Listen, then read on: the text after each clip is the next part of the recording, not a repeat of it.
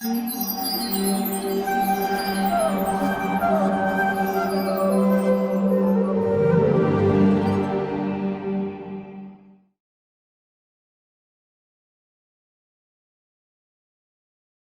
कृष्ण. श्रीमद भागवतम स्कंद 5 अध्याय 9.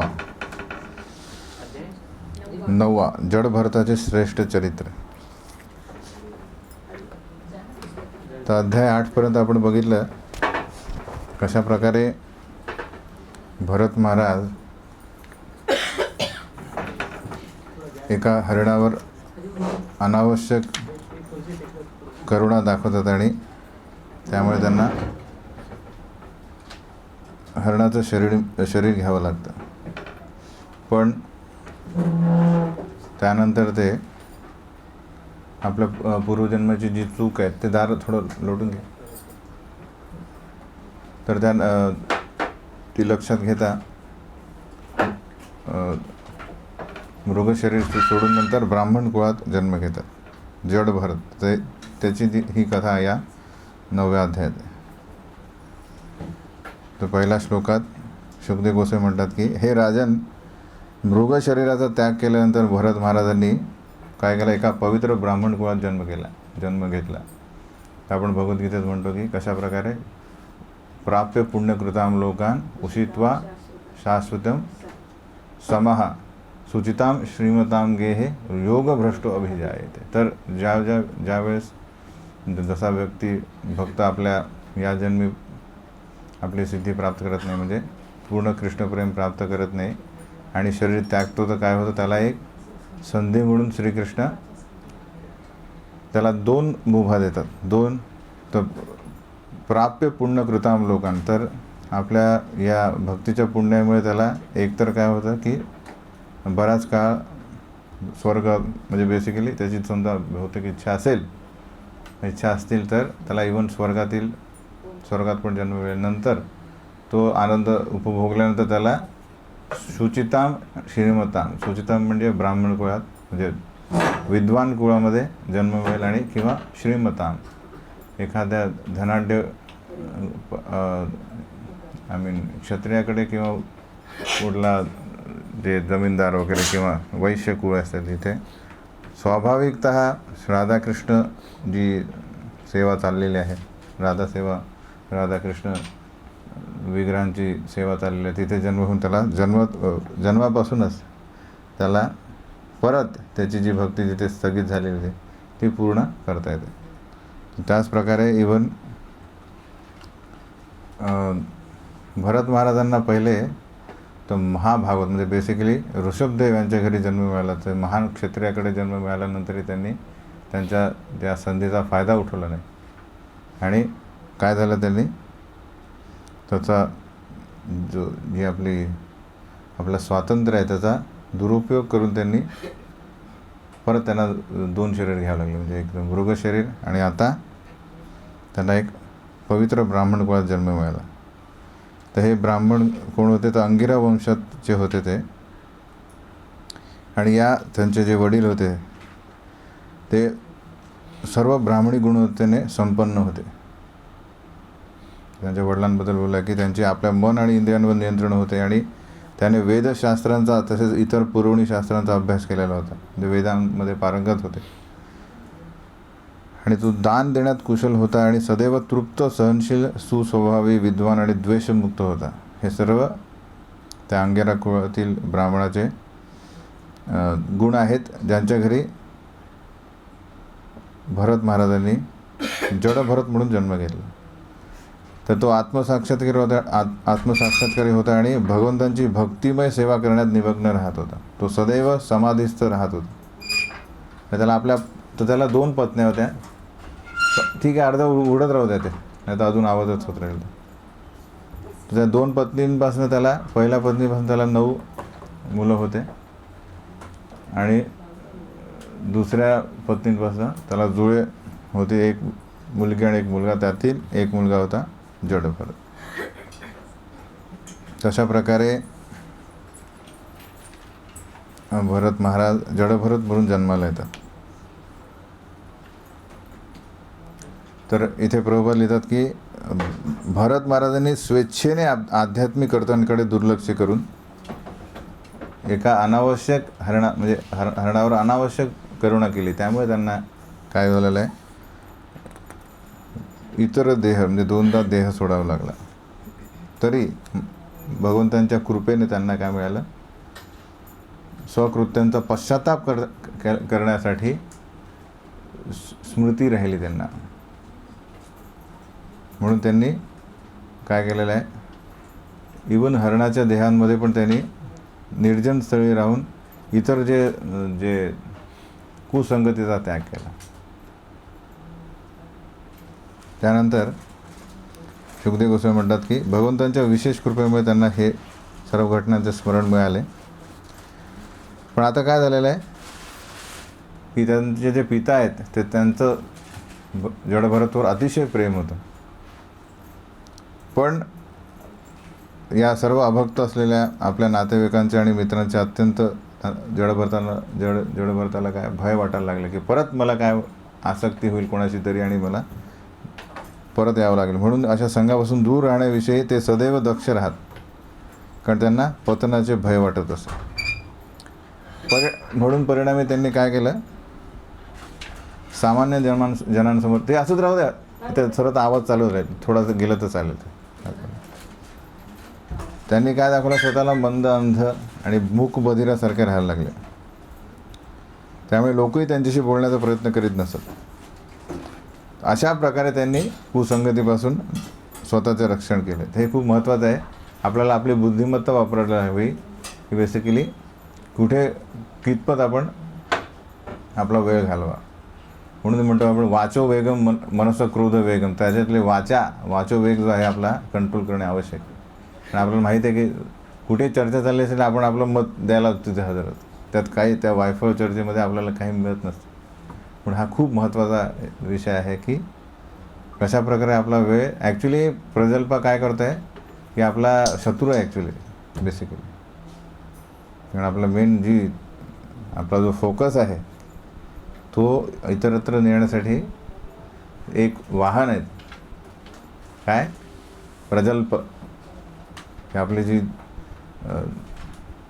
एका ठिकाणी समजा लक्ष केंद्रित करण्याची जी शक्ती आहे ती दुसरीकडे नेण्यासाठी हे सगळ्यात सोपं आणि स्वस्त वाहन काय, प्रजल्पा.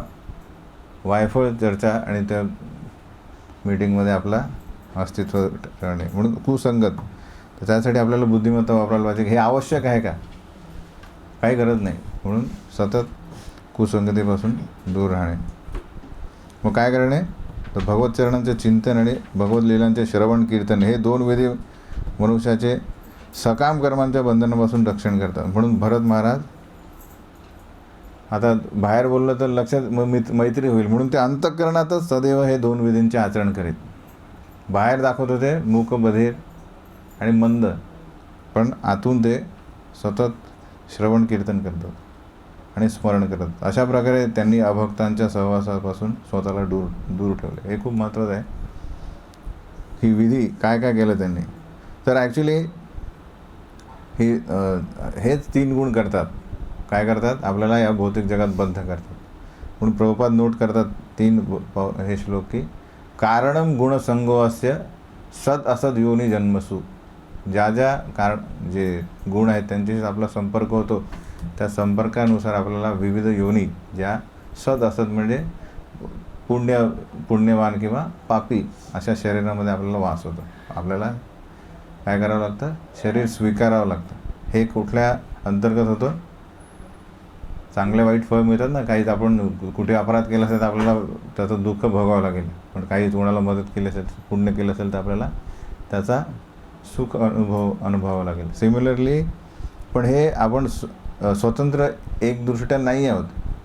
हे सगळं कोणाच्या अंडर होतं, मटेरियल नेचर म्हणजे जी प्रकृती आहे त्याच्या अंडर होतं. कर्मणा दैव नेत्रीनं. तर ही जी प्रकृती चालवण्यासाठी श्रीकृष्णांनी विविध प्रकारचे देवतागण आहे त्यांच्या अंडर आणि आपल्या कर्मानुसार कर्मणा दैव नेत्रीने हे सगळं होतं. कुठे कुठे एक्झॅक्टली असं कधीच होणार नाही की फाईल इकडे तिकडे झाली, चुकून याला गरिबाच्या घरी जन्माला आला आणि तो श्रीमंताकडे आला, असं कधीच होणार नाही. तर आपल्या जसं यांनी काय केलेलं आहे, स्वेच्छेने आपला मार्ग बदलला. त्यामुळे त्यांनी काय केलं, आपलं शरीर तर आपलं कर्मबंधन वाढवलं. तर ही भक्ती मार्ग आपण काय करत आहे, तर आपली जी एक शृंखला आहे, डेस्टिनी बनली आपल्या पूर्वकर्मानुसार आपल्याला अशा प्रकारे एक एक एक एक जीवनामध्ये पडाव येईल. ती शृंखला आपली कर्मबंधन आपण काय करतो आहे, कमी करतो आहे तो साठा. कारण काय की प्रत्येक क्षणी आपण ते जे 3 गुण आहेत रज आणि तम यांना बाहेर काढून इव्हन सत्वगुणातही सोडून आपण सत्वगुणा शुद्ध सत्वाचा स्वीकार करतो आहे. अलग लक्षात. तर जरी आपल्याला या पूर्वकर्मानुसार आपल्याला समजा विविध घरामध्ये जन्म आला असेल, विविध देशामध्ये जन्माला आला असेल, जसं पाश्चात्य देशातील लोकांनी काही कुठल्या प्रकारे कर्म केले असतील म्हणून ते अशा प्रदेशात आले की त्यांना वैदिक ज्ञान लहानपणीपासून नाही, म्हणजे सर्व शिकावं लागतं. तरी त्यांनी काय केलं, आता स्वीकार भक्तांचा आश्रय घेतला. त्यामुळे काय झालेलं, आता त्यांची जी पहिली जी शृंखला होती, पहिला जो मार्ग आहे तो आता बदलत चालला आहे. पण स्वेच्छेने परत त्यांनी तो मार्ग बदलला तर काय होईल, कर्मबंध वाढत जातील. म्हणून एकमेव मार्ग जो आहे, जो या त्रिगुणांच्या दुष्परिणामातून आपल्याला सुटका देतो, तो काय, फक्त भक्ती मार्ग. तर 3 गुणच्या पलीकडे, 3 गुणांच्या पलीकडे जाण्याचा एकमेव मार्ग काय, फक्त श्रीकृष्णांचा आश्रय म्हणजे भक्ती मार्ग. सर्व इंद्रियांनी भगवंतांची सेवा करणे. म्हणून हा श्लोक येतो की मामचयो अव्यभिचारेण भक्तियोगेन सेवते. तर अव्यभिचारेण हा शब्द काय म्हणत आहे की कुठल्याच प्रकारचा त्यात आता मग असं व्हायला नको की एकीकडे श्रद्धा आहे भगवंतांची आणि दुसरीकडे पण काही पर्सेंट दिलेलं आहे, 5% तिकडे पण आहे, एखाद्या व्यक्तीकडे, दुसऱ्या देवाकडे. ते अव्यभिचारेणमध्ये एकमेव म्हणजे चेस्ट म्हणजे पतिव्रता टाईप, नो व्यभिचार. अव्यभिचारेण भक्तियोगने सेवते. तेव्हा कुठे सगुणान समती ते येता ब्रह्म भूयाय कल्पते. तेव्हा कुठे या 3 गुणामध्ये राहूनही आपल्याला कर्मबंधन लागणार नाही.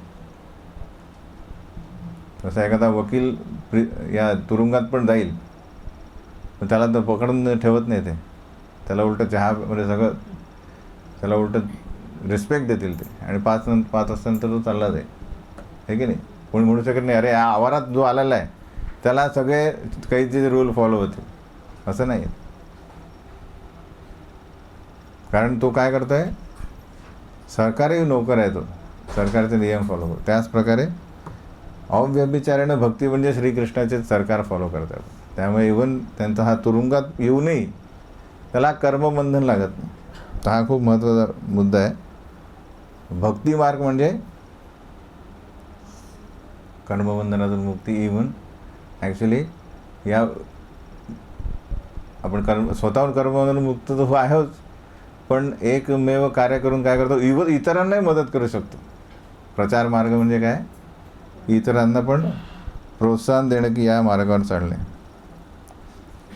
तर इथे जडभरत प्रचार करत नाही. तो म्हणतो मी पहिले मला म्हणून तो म्हणतो मूक बधीर राहून स्वतःचे शुद्धीकरण करतो. तो बघ त्याचं काय एकमेव कार्य आहे की माझ्या पूर्वकर्मानुसार आता जे काय राहिलेलं आहे ते सगळं मी भोगणार आणि ॲडिशनल काही घेणार नाही, ॲडिशनल काही कर्म करणार नाही, म्हणजे नील करणार आहे, म्हणजे 0 करणार आहे आपला सर्व कर्मबंधन. तर त्यात एकमेव अडथळा काय होता, त्यांचे पिता म्हणतात नाही याला तर मी उत्तम ब्राह्मण करणारच, तर सर्व त्यांची विधी करणार, ठीक आहे नाही, त्यांना शास्त्र शिकवणार, त्यांना ब्रह्मचर्य गृहस्थाश्रम सगळं शिकवणार. पण त्यांनी बघितलं की हा अशा प्रकारचा व्यक्ती आहे की याला गृहस्थाश्रमासाठी तो पात्र नाही आहे. त्याला ब्रह्मचर्य ट्रेनिंग द्यायचा प्रयत्न केला त्यांनी. सर्वप्रथम स्वच्छ कसं राहावं, स्नान कसं करावं हे सगळं शिकवलं, तरी पण मुद्दाम जडभरत काय करायचे, उलटं करायचे, दाखवायचे की मला तुम्ही यात गुंतवू नका. कारण त्यांनी जाणलं होतं की बेसिकली हे सर्व जे मार्ग आहे कर्मकांड, बेसिकली सर्व वैदिकी तथाकथित या जन्मात शुद्ध राहणे, पुण्यकर्म करणे आणि नंतर दुसऱ्या जन्मी पण चांगला जन्म मिळवणे, या सगळ्या टेम्पररी आहे. म्हणून त्यांनी काय केलेलं आहे की सर्व विधींचा मेन हेतू काय झालेला, स्व अनुष्ठितस्थ धर्मस्य संसिद्धीर हरितोषणम. सगळे जर केलं आपण सगळं, त्याचा एकमेव हेतू काय पाहिजे, श्रीकृष्णाच्या त्यांच्या संतुष्टीसाठी, हे त्यांनी जाणलं. तर बाकी मग सर्व विधी ज्या आहेत त्या ज्यांनी हा हेतू जाणला आहे त्यांनी तो त्यात त्यागला तरी चालते. पण तुम्ही साधक असाल, नवसाधक असाल तर ॲक्च्युली आपला पूर्णपणे हेतू नाही आहे तो, हो की नाही.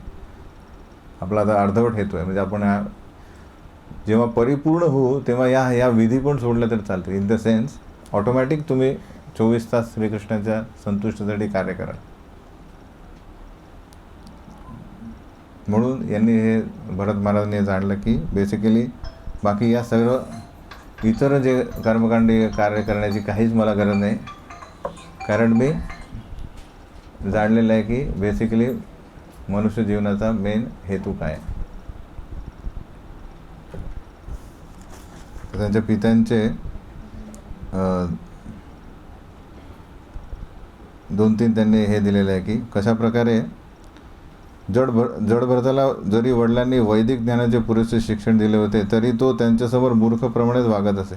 याचे कारण म्हणजे त्याच्या वडिलांनी त्याला उपदेश स्वीकारण्यास सर्वथा अपात्र जाणून अधिक शिक्षण देण्याचा प्रयत्न सोडून द्यावा. ते म्हणतात सोडून द्या, मला प्रयत्न करू नका. त्यासाठी ते उलटा वागायचे. तो जाणीवपूर्वक चुकीचे वर्तन करीत असे. शौचानंतर हात धुणं सांगितले असता तो शौचापूर्वीच हात धुवून घेत असे. तरी त्याचे वडील त्याला हे जे ग्रीष्म आणि वसंत काळात वैदिक शिक्षण देण्याचा त्यांनी प्रयत्न करत होते. पण त्यांनी बघितलं की हे 4 महिने संपले तरी त्याला वेद शिक्षण देण्यात वडिलांनी किंचितही त्यांना यश मिळालं नाही.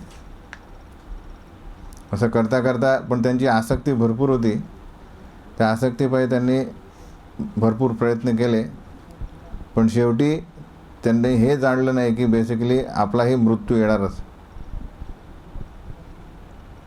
आपल्या पुत्राला पंडित बनवण्याचा, त्यांना विद्वान पंडित बनवण्याचा त्यांचा जो एक त्यांची इच्छा होती, कामना होती, ती पूर्ण करता करता त्यांनी हे जाणलं नाही की त्यांना विस्मरण झालं की एकेकाळी आपल्याला मृत्यू येईल. पण मृत्यू विस्मरणशील नसतो, तो बरोबर वेळेत येतो. त्याच प्रकारे जडभरतचे पिता मृत्यू पावले. त्यानंतर काय झालं की त्या काही पण सती म्हणून होतात. तर बेसिकली 2 पत्न्या म्हणून जी धाकटी पत्नी होती तिने आपली 2 मुले थोरल्या पत्नीला त्या आश्रयाखाली देऊन ती स्वतः सती केली. त्यामुळे याचे जे सावत्र भावंड आहे त्यांनी काय केलं, जडभरत हा मंदच आहे, त्याला शिक्षणाची काय गरज आहे, त्यामुळे त्यांनी त्याला कामाला लावले. तर त्यांच्याकडे जी शेतं होती त्या शेतामध्ये ते त्यांना जडभरतला कामाला लावायचे. तर इथे 2-4 गोष्टी लिहिल्या की कशा प्रकारे हे कोण व्यक्ती करू शकतो, जो नीच लोक आहेत, ते जे पशुतुल्य आहेत तेच फक्त अशा प्रकारचा कार्य करू शकतात की 2 पाय असलेले पशूंसारखे लोक जडभरताला वेडा, मंद, मुका आणि बहिरा असे म्हणत, आणि ते त्याच्याशी दुर्वर्तन करीत आणि तो देखील त्यांच्यासमोर वेड्याप्रमाणे आणि मतिमंद वागायचा. तो त्यांना विरोध करीत नसे आणि अथवा आपण वेडे नाही हे त्यांना समजून सांगण्याचा पण प्रयत्न करीत नसे. दुसरं म्हणजे त्याने एखादे कार्य करावं अशी इतरांची इच्छा असल्यास तो त्यांच्या इच्छेनुसार कार्य करीत असे. तो जडभरत कॅरेक्टर लक्षात घ्या काय. भरत महाराज आहे जे पूर्ण पृथ्वीचे राजे होते. आता अशी परिस्थिती आहे की ते सगळे लोक त्यांची निंदा करतात, मुका बहिरा म्हणतात, पण ते तसेच राहतात, कधीही विरोध करत नाही आहे. आणि कोणी जे काय आपल्या इच्छेनुसार कार्य सांगतात ते करतात. आणि नंतर मेन नेम काय, काम करून अथवा भिक्षा मागून आणि यदृच्छेने जे काही भोजन मिळत असे ते स्वीकारत आणि सेवन करत असे. मग ते थोडेसे भोजन असो, स्वादिष्ट असो, शिळे असो किंवा स्वाधीन असो. कारण काय तर मेन हे सर्व जे स्वाद वगैरे कशासाठी, तर देहात्मबुद्धीमध्ये मुक्त झालेला असल्यामुळे त्यांनी कुठल्याच प्रकारे इंद्रिय तृप्तीसाठी कधीच भोजन केलं नाही. तर जेव्हा तर याच्यात एक हे आहे की कशा प्रकारे आपण या गोष्टीचं अनुकरण करू शकत नाही. तुम्हाला मी पण असं करतो. इनफॅक्ट जोपर्यंत जसा एखादा डॉक्टर आहे समजा, तो पूर्ण डॉक्टर झाल्याशिवाय तो सर्जरी करू शकत नाही. त्यासारखं आपण कुठल्याही प्रकारे अनुकरण केल्यानंतर आपल्याला ते भारी पडेल, हे की नाही. फर्स्ट इयरच्या व्यक्तीला म्हणा मी पण सर्जरी शिकलो आहे, वाचलेलं आहे, मी करतो, काय होईल, तो पेशंट मरेल. त्याच प्रकारे जोपर्यंत आपली ती पोझिशन आलेली नाही आहे तोपर्यंत आपण ते अनुकरण करू नये. तर हा कम्प्लिटली डिटॅच्ड असल्यामुळे, कारण आपल्याला कोणी मुका वेडा किंवा म्हटलं म्हणजे वेडा म्हटलं तरी आपण सहन करणार नाही, पण यांना तर सततच हे लोक करतात तरी डिटॅच. तर त्यांनी काय केलेलं आहे, कम्प्लिटली भक्तिमय सेवेच्या दिव्य भावनेने पूर्णतः जडभरत युक्त होता आणि म्हणून देहात्मबुद्धीपासून उद्भवणाऱ्या द्वंद्वाचा त्याच्यावर किंचितही परिणाम होत नसे. आणि अशा प्रकारे राहिल्याने त्यांचे शरीर बैलासमान बलवान आणि अवयव धष्टपुष्ट होते. त्यामुळे त्यांनी शीत वा ग्रीष्म किंवा वायू व वर्षा यांचा विचार करीत नसे. तो आपल्या शरीरावर कधीही कोणते वस्त्र आच्छादन करीत नसे. Complete strong man. तो भूमीवरच झोपत असे आणि शरीरास कधीही तेल लावत नसे किंवा स्नानही करीत नसे. त्यामुळे काय झालं, सेल्फ रिलाइज पर्सनॅलिटी आहे, पण बाहेर दिसेल की हा वेड आहे. म्हणजे याला म्हणून इथे उदाहरण दिलं की ज्याप्रमाणे एखादा मौल्यवान रत्न एखाद्या धुळीमध्ये पडलं तर काय होईल, त्याचं तेज जे आवृत्त होऊन जाईल, त्याचप्रमाणे त्याचे शरीर मलिन असल्यामुळे त्याचे आध्यात्मिक तेज आणि ज्ञान आच्छादित झाले होते आणि तो बोलतही नसे. त्यामुळे अशी त्यांची सिच्युएशन होती. लोक त्याला ब्रह्मबंधू किंवा इतर नावांनी संबोधित उपहास करत असत. तरी अशा प्रकारे विषयी लोकांनी उपेक्षा आणि अपमान केलेला तो जडभरत इतस्त भ्रमण करीत असे. सगळीकडे अपमान होत असे तरी तो इकडे तिकडे फिरत असे. तर आता अशी सिच्युएशन काय आहे की घरात त्याला काही हे नव्हतं. पहिले पिता होते म्हणून घरी थांबायचा, आता तो इकडे जिथे फिरत राहील, जिथे कोणी अरे इकडे काम आहे एवढं देतो मी खायला, असं चालत असेल. तर त्यामुळे तो फक्त केवळ अन्न मिळवण्यासाठी काम करीत असे आणि त्याच्या सावत्र भावांनी त्याचा लाभ घेतला आणि त्याला फक्त काय करत असत, कृषी कार्यामध्ये लावत असत. जरी त्याला शेतीमध्ये पण काही माहीत नसत, कुठल्याच शिक्षणामध्ये काही इंटरेस्ट घेतला नाही की शेती कशी करावी, कारण कम्प्लीट याच्यातून बाहेर निघायचं. आणि त्याला ते खायला काय द्यायचे सावत्र भाऊ, एकदम जे करपलेले अन्न वगैरे असे खायला, तरी तो काय करायचा आहे, आनंदाने तो खात असे आणि कोणाविषयी मनात आकस धरीत नसे की हे जे भावंड आहेत काय करतात आहे, माझ्यावर अत्याचार करतात वगैरे, काहीच नाही. कारण देहात्म म्हटलं की ते आलं सगळं, की प्रेम की अत्याचार होत आहे. तर याला म्हणतात आहे समदुःख सुखम धीरम सो अमृतत्वाय कल्पते. जोपर्यंत हा द्वंद्व जो आहे, सुख दुःख, मान अपमान, याच्यात इक्विलिब्रियम म्हणजे समता आपल्याला भासणार नाही, तोपर्यंत आपण अमृतत्वाय कल्पते म्हणजे स्पिरिट लेवल प्रेड ने फर्स्ट थिंग.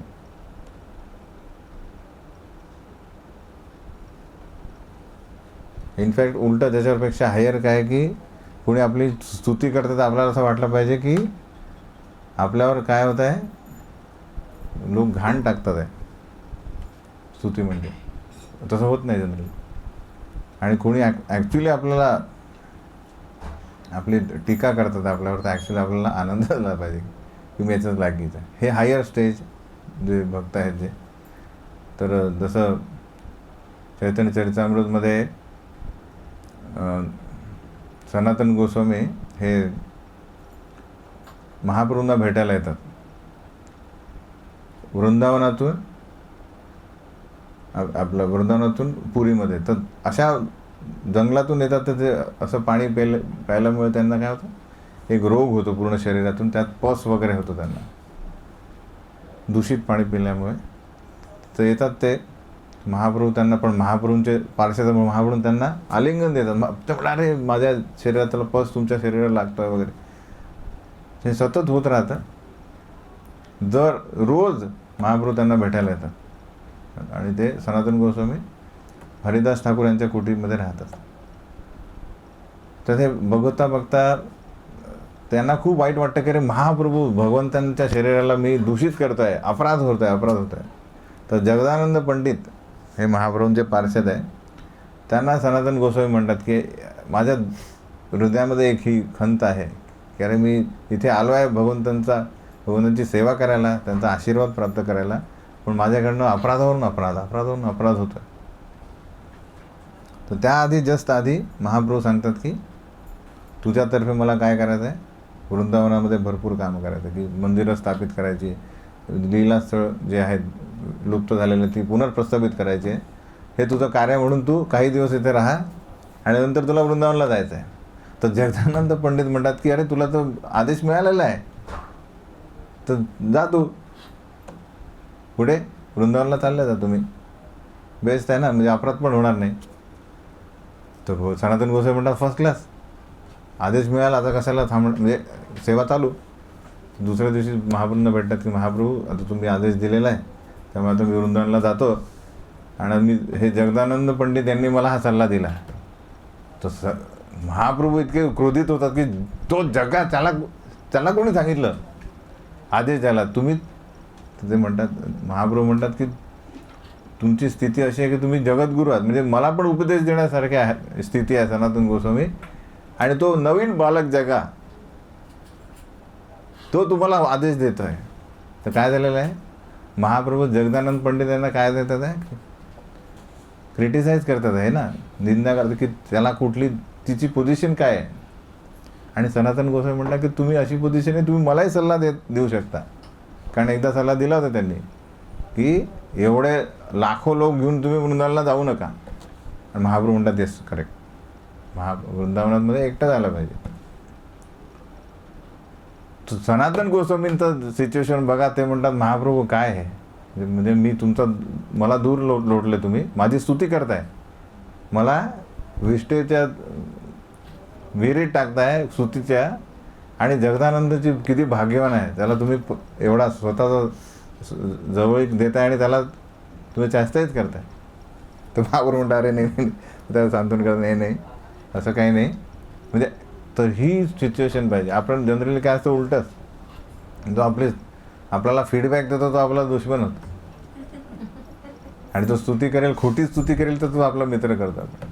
तर हा फरक आहे. पण इवन ॲटलिस्ट 0 लेवलवर आहे ना, तर समदुःख सुखम धीरम, की ठीक आहे हे सुख आहे तेही जाईल, दुःख आहे ते पण जाईल. तोही यायला ॲक्च्युली आपल्याला बऱ्यापैकी देहात्म बुद्धीतून बाहेर निघणे आवश्यक, टेम्पररीनेस. म्हणून हा चैतन्य चरितामधला श्लोक आहे की द्वैते भद्र अभद्र ज्ञान सब मनोधर्म, ऐ भाला ऐ मंद सब भ्रम. आपण म्हणतो अरे हे चांगलं आहे हे वाईट आहे, ॲक्च्युली दोन्ही वाईट आहे, कारण टेम्पररी आहे, कारण हा भ्रम आहे बेसिकली, कुठलंच टिकणार नाही काही. तर हा बेसिकली, पण बेसिक परत या गोष्टीचं आपण काय करायला पाहिजे, अनुकरण नाही करायला पाहिजे. प्रभुपाद लिहितात की मनुष्याने या भावनेचा चेतनेचं अनुकरण करू नये, तर या तटस्थपणाच्या दिव्य स्तरावर वास्तविकपणे स्थित असले पाहिजे. जोपर्यंत तुम्ही येत नाहीत तोपर्यंत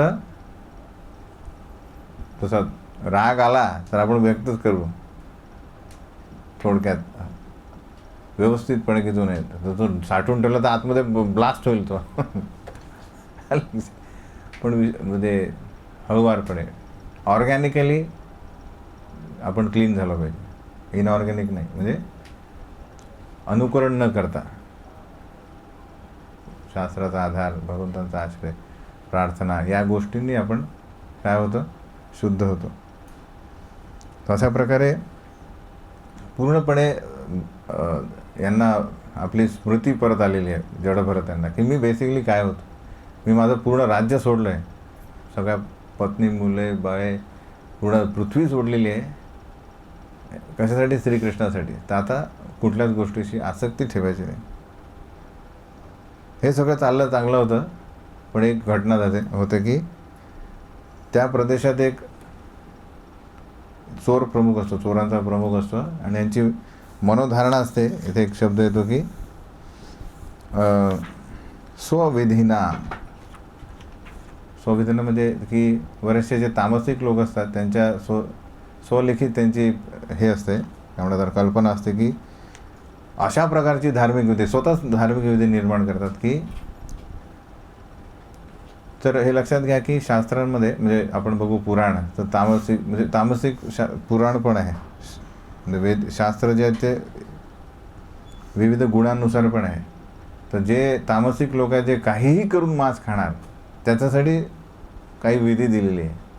काय दिलेली आहे की आपलं बकरी किंवा इतर जे, तर इथे प्रभुपाद म्हैस पण लिहितात. तर बकरी किंवा म्हैस या पशूंचा कालीसमोर अमावस्या किंवा पौर्णिमा, म्हणजे अमावस्येच्या दिवशी अशा विविध विधीने त्याचा बळी दिला पाहिजे. आणि त्यात शास्त्र सांगतं की तो मांस जे आहे, त्या मांसाचा अर्थ आहे की प्रभुपाद लिहितात की असं नाही की त्याला आज खायचं तर मार्केटमधून आणा. तर तो स्लॉटर हाऊस म्हणजे काय म्हणतात त्याला, मांस कत्तलखाना न करणे म्हणून वैदिक शास्त्र काय करतात, ते बेसिकली हे कत्तलखाने न व्हावे म्हणून हेच विधी देतात की ठीक एनिवे तुम्ही खाणार आहे तर हे विधी करा. म्हणजे काहीतरी तपश्चर्या आहे ती, की फक्त 15 दिवसातून एकदा वॉटेवर. आणि ती पण म्हणजे एक बळी म्हणून, ठीक आहे, एक देवता तर आहे, कालीला ऑफर करा. आणि मेन म्हणजे तो तिथे मांसचा काय अर्थ आहे, वैदिक शास्त्र म्हणतो माम आणि स. मांस म्हणजे 2 शब्दांनी भरलेला आहे. माम म्हणजे मी, स म्हणजे तू. तो बळी देणारा आहे आणि येऊन खाणारे सगळे, त्या विधीमध्ये जे इन्वॉल्व आहेत त्यांना सगळ्यांना त्या प्रमाणात ते हे मिळेल. तर काय आहे बेसिकली मांस म्हणजे तो काय सांगता की मी आज माझ्या जिभेसाठी तुला मारतो आहे, मी आता खातोय, तू नेक्स्ट म्हणजे पुढच्या जन्मी तू मला खाशील. मांस म्हणजे मी तू होशील, मी तू होणार आहे आणि तू मी होणार आहे, त्याला म्हणतात मांस. हे समजलं तुम्हाला? वैदिक शास्त्र काय म्हणत आहे, संस्कृतमध्ये मांस या शब्दात आहे. तर आयडियल वैदिक शास्त्र काय म्हणत आहे, माम हिंसात. माम म्हणजे न हिंसा, कधीही कुठल्याही पशुबद्दल हिंसा करू नये, हे हायेस्ट स्टँडर्ड आहे. पण तामसिक लोक हे कुठल्याही अर्थी करणारच ते, म्हणून त्यांच्यासाठी हे दिलं की ठीक आहे. तर आता हे करता करता त्याच्या डोक्यात हे येईल की असे खोटाटोप कशाला करायचा, बेटर सोडून द्या. जर हे ज्ञान मिळत असेल तर तो म्हणे की फक्त एवढ्याच्या इंद्रियतृप्तीसाठी एवढा मोठा मी हे काय करू, असू द्या, ते तेवढंच राहू द्या. आलं लक्षात? तर हा वैदिक विधी. तर असं समजू नये की शास्त्रामध्ये पण आपल्याला मुभा दिलेली आहे मांसाहार आणि इतर सर्व गोष्टींच्या. नाही. जसं शासन काय करत आहे, परमिट रूम पण करत आहे. याचा अर्थ काय की सगळ्यांनी दारू प्यायला देत आहे? नाही. परमिट रूम म्हणजे तिथे महाग मिळते, महाग दारू आहे, आणि ती पण दिवसा वगैरे नाही. म्हणजे एक कोपऱ्यात कधी परमिट रूम पूर्वी गावाबाहेर किंवा शहराबाहेर असायचे. म्हणजे दूर जा, खूप पैसे द्या. तर हे का की त्यांनी सोडून द्यावी. तर हा जसा सरकारचा तसाच मेन सरकारचा हे बेस आहे की सगळे आपलेच आहेत, पण यांचं हळुवारपणे शुद्धता व्हावी म्हणून ही केली होती. तर त्यातल्या त्यात या लोकांनी काय ठरवलं की त्याला पुत्रप्राप्तीसाठी यांनी काय केलं, चोरांच्या प्रमुखाने जो पशु न देता नरपशु बली दिला तर काय होईल, आपल्याला पुत्र होईल. म्हणून त्याने एक पकडला ॲक्च्युली मंद व्यक्ती, पण तो काय तो कसा तरी पळून गेला तो. म्हणून त्यांनी पाठवले आपले प्रमुख, आपले जे पार्षदांना पाठवलं, एक घेऊन या त्याला, पकडून या. तर एकदा ते जात होते तर यांच्या या आपल्या जडभरताच्या बंधूने काय केलं, अरे आपलं जे भाताचं शेत आहे त्यात रात्री रानडुक्कर किंवा इतर प्राणी येऊन ते खराब करतील म्हणून तू रात्रभर इथे बसायचं आणि त्यांना सांगतो. तो बसला होता रात्री बिचारा जडभरत. तेव्हा हे सगळे आले आणि बघितलं की अरे हा तर परफेक्ट व्यक्ती आहे, आता कोण शोधत बसणार त्याला, तो पळून गेला, याला घेऊन चला म्हणून जडभरतला बांधतात आणि तिकडे नेतात. तिथे स्वविधीण्याचा समजलं की ज्या ज्या अर्थी आपण ज्या व्यक्ती हे स्वविधी करतात त्यांना नरकामध्ये बेसिकली विशिष्ट प्रकारे यातना भोगावं लागतं. कारण पशु हत्याला तर वेगळं आहे, नरहत्या, त्यामुळे तर त्यांना अजून त्या प्रकारची शिक्षा भोगावी लागेल.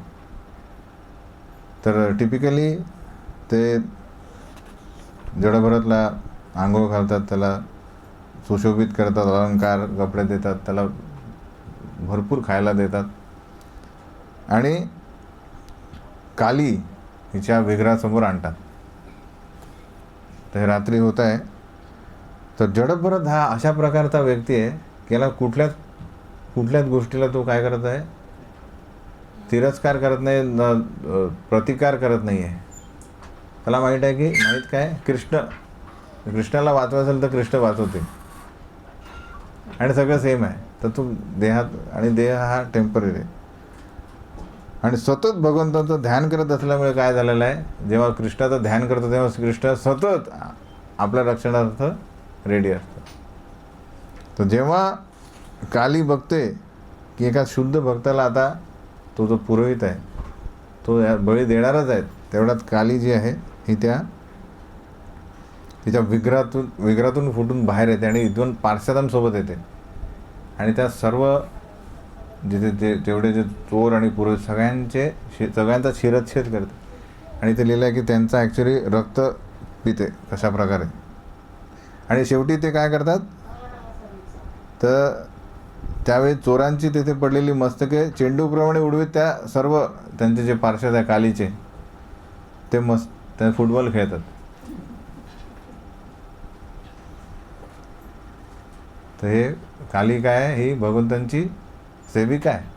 ती फक्त शुद्ध भक्ताचा अशा प्रकारे हत्या होऊ शकणार नाही म्हणून ती त्यांचीच पूजा करणार आहे, त्या सगळ्यांना नाश करते.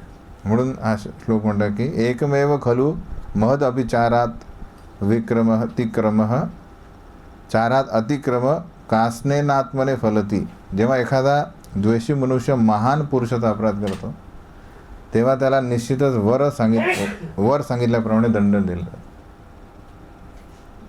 महान व्यक्तीचा अशा तर आपण हे तर त्यांची हत्या झाली, इव्हन अपराध पण झाला तरी विविध प्रकारचे त्यांना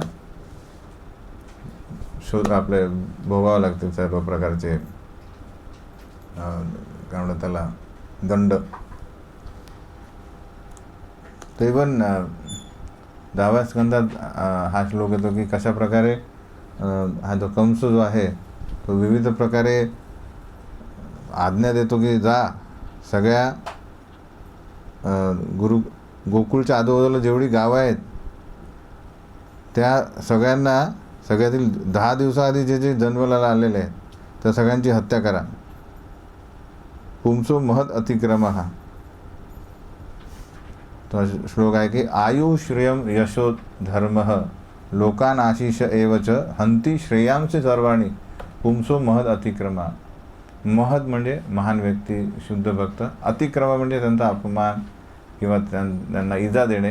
हे काय करतं, आयु श्रियम यशो धर्मम. त्यांनी या केल्याने व्यक्तीचं आयु कमी होईल. श्रिय म्हणजे ब्युटी, यश, धर्मम आणि लोकांना आशिष होतं. सर्व त्याला जे आशीर्वाद मिळाले ते गायब होतील. आणि लोकां म्हणजे जी प्रगती होणार असेल ती पण एकामेव हंती श्रेयांशी सर्वाणी, सर्व श्रेय त्याचे नलिफाय होते. जसं उदाहरणार्थ बघा 7व्या स्कंदात हिरण्यकश्यप ह्याला काय काय दिलेले ते वर, सगळे वर काय असते, हे हंती श्रेयांशी सर्वाणी. आणि जेवढं आयुष्य त्यांनी मागितलं तेवढं पण नाही, त्वरित मिळतो. कारण काय, महद अतिक्रमा.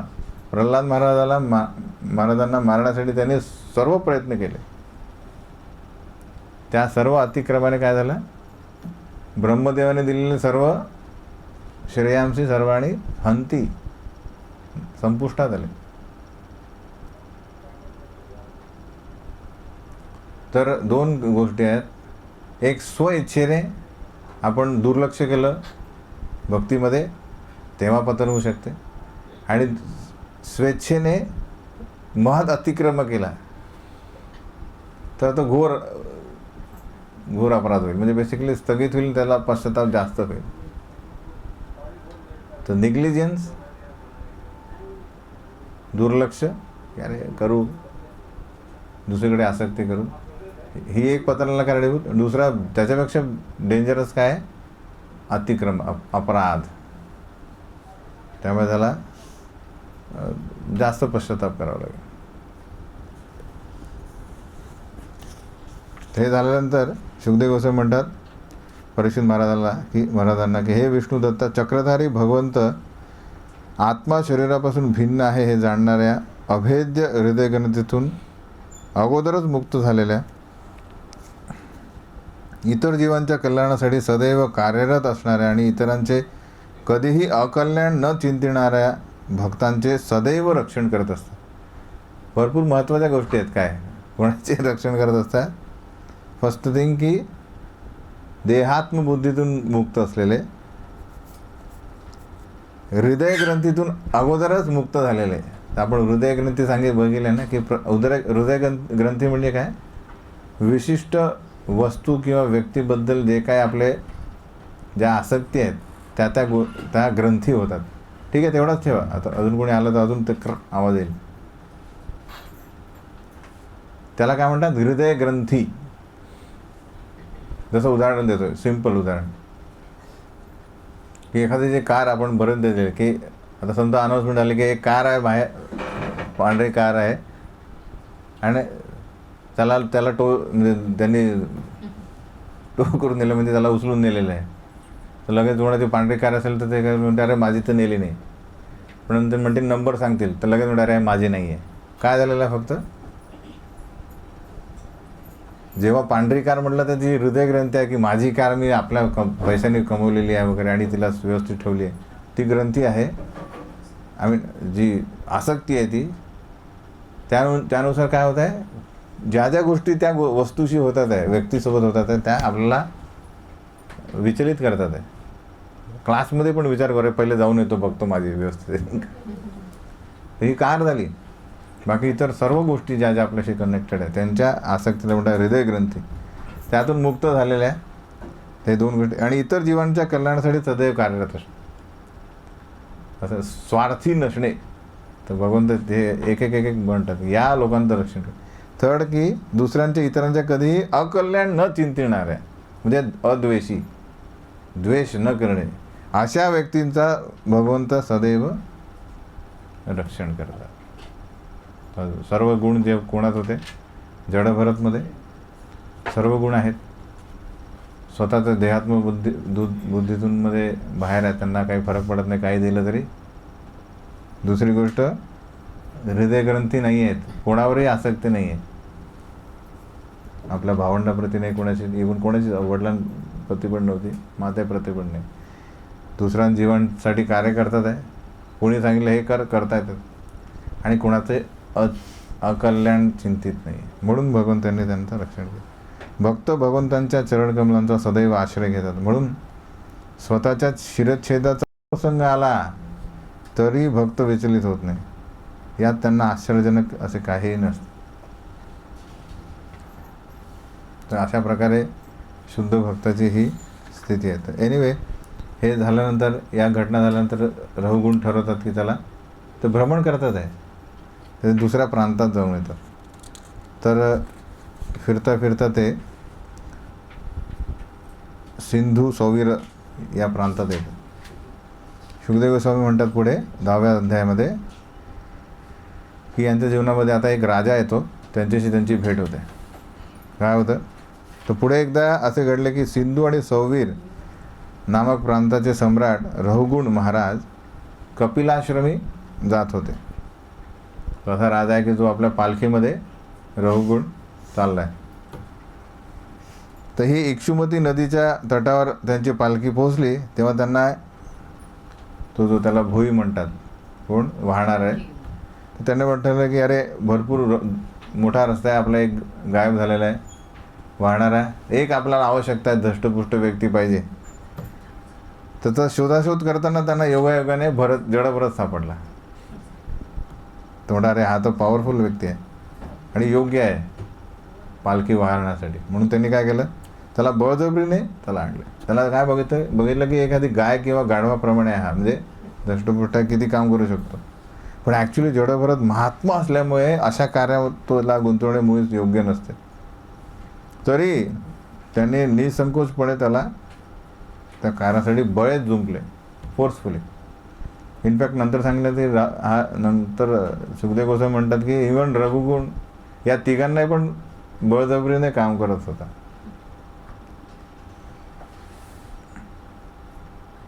तर आपले जडभरत अहिंसक आहे, फोर्स केला तरी ॲक्च्युली बलवान आहे. त्यांनी एक फाईट मारले तर तिघेही पडले असते. म्हणजे जसे आपल्या अशा प्रकारे त्यांची त्यांच्याबद्दल लिहिलेलं ते पॉवरफुल आहेत.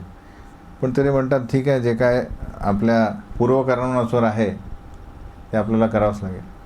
पण काय करतं ते म्हणतात की अरे मी चालताना रस्त्यावर मुंग्या असतील, त्यामुळे त्या मेला नाही पाहिजे. म्हणून ते काय करतात, 3 पावलांपूर्वी ते थांबतात आणि बघतात की अरे पायाखाली मुंगी आहे का. त्यामुळे काय होतं की तिघं व्यवस्थित चालत होते पण एक थांबतो आहे. त्यामुळे पूर्ण जी पालखी आहे त्या पालखीला हेलकावे बसू लागले आणि राजा जो बसला होता मध्ये त्याला खूप वेदना होत होत्या, बेसिकली झटके लागत होते. म्हणून तो काय झालेला आहे, चिडला तो आणि तो म्हणतो की अरे ही पालखी तुम्ही विषम गतीने का नेत आहात, व्यवस्थितपणे घेऊन चला. पहिले त्याने एक थोडा चिडून त्याला सांगितलं की आता व्यवस्थित चालतील. तर त्वरित जे हे वाहणारे भोई जे आहेत, वाहणारे ते म्हणतात अरे पहिले सांगा राजाला की आम्ही व्यवस्थित चालतो आहे, पण हा जो नवीन आला आहे ना तो व्यवस्थित चालत नाही आहे, त्यामुळे सगळं होत आहे. त्यांनी व्यवस्थित आपला जो बॉल त्याच्या कोर्टमध्ये टाकून दिला. तर महाराज त्यांनी सांगून दिलं की याच्यामुळे होत आहे. आता रघुगुणाबद्दल, आता रघुगुण राजा काय त्याची सिच्युएशन बघा की रघुगुण महाराज जरी कुशल राजनीतिज्ञ आणि अत्यंत अनुभवी होते तरी इतर भुवांची व्यथा ऐकल्यामुळे ते थोडेसे क्रोधित झाले. राजा आहे तर ॲक्च्युली हा ज्ञानी किंवा जिज्ञासू म्हणू शकतो आपण.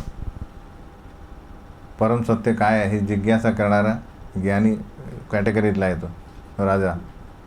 तर भरपूर आहे ज्ञान बेसिकली, पण रजगुणामध्ये आहे. म्हणजे मी राजा आहे त्यामुळे तो त्याला त्याची अभिमान आहे. म्हणजे दोन्ही भरपूर जास्त भक्त आहे पण त्याचा स्वभाव जात नाही. आणि एकदा पोस्ट मिळाले की म्हणजे बेसिकली तो तेही जी म्हणून म्हणतात ना की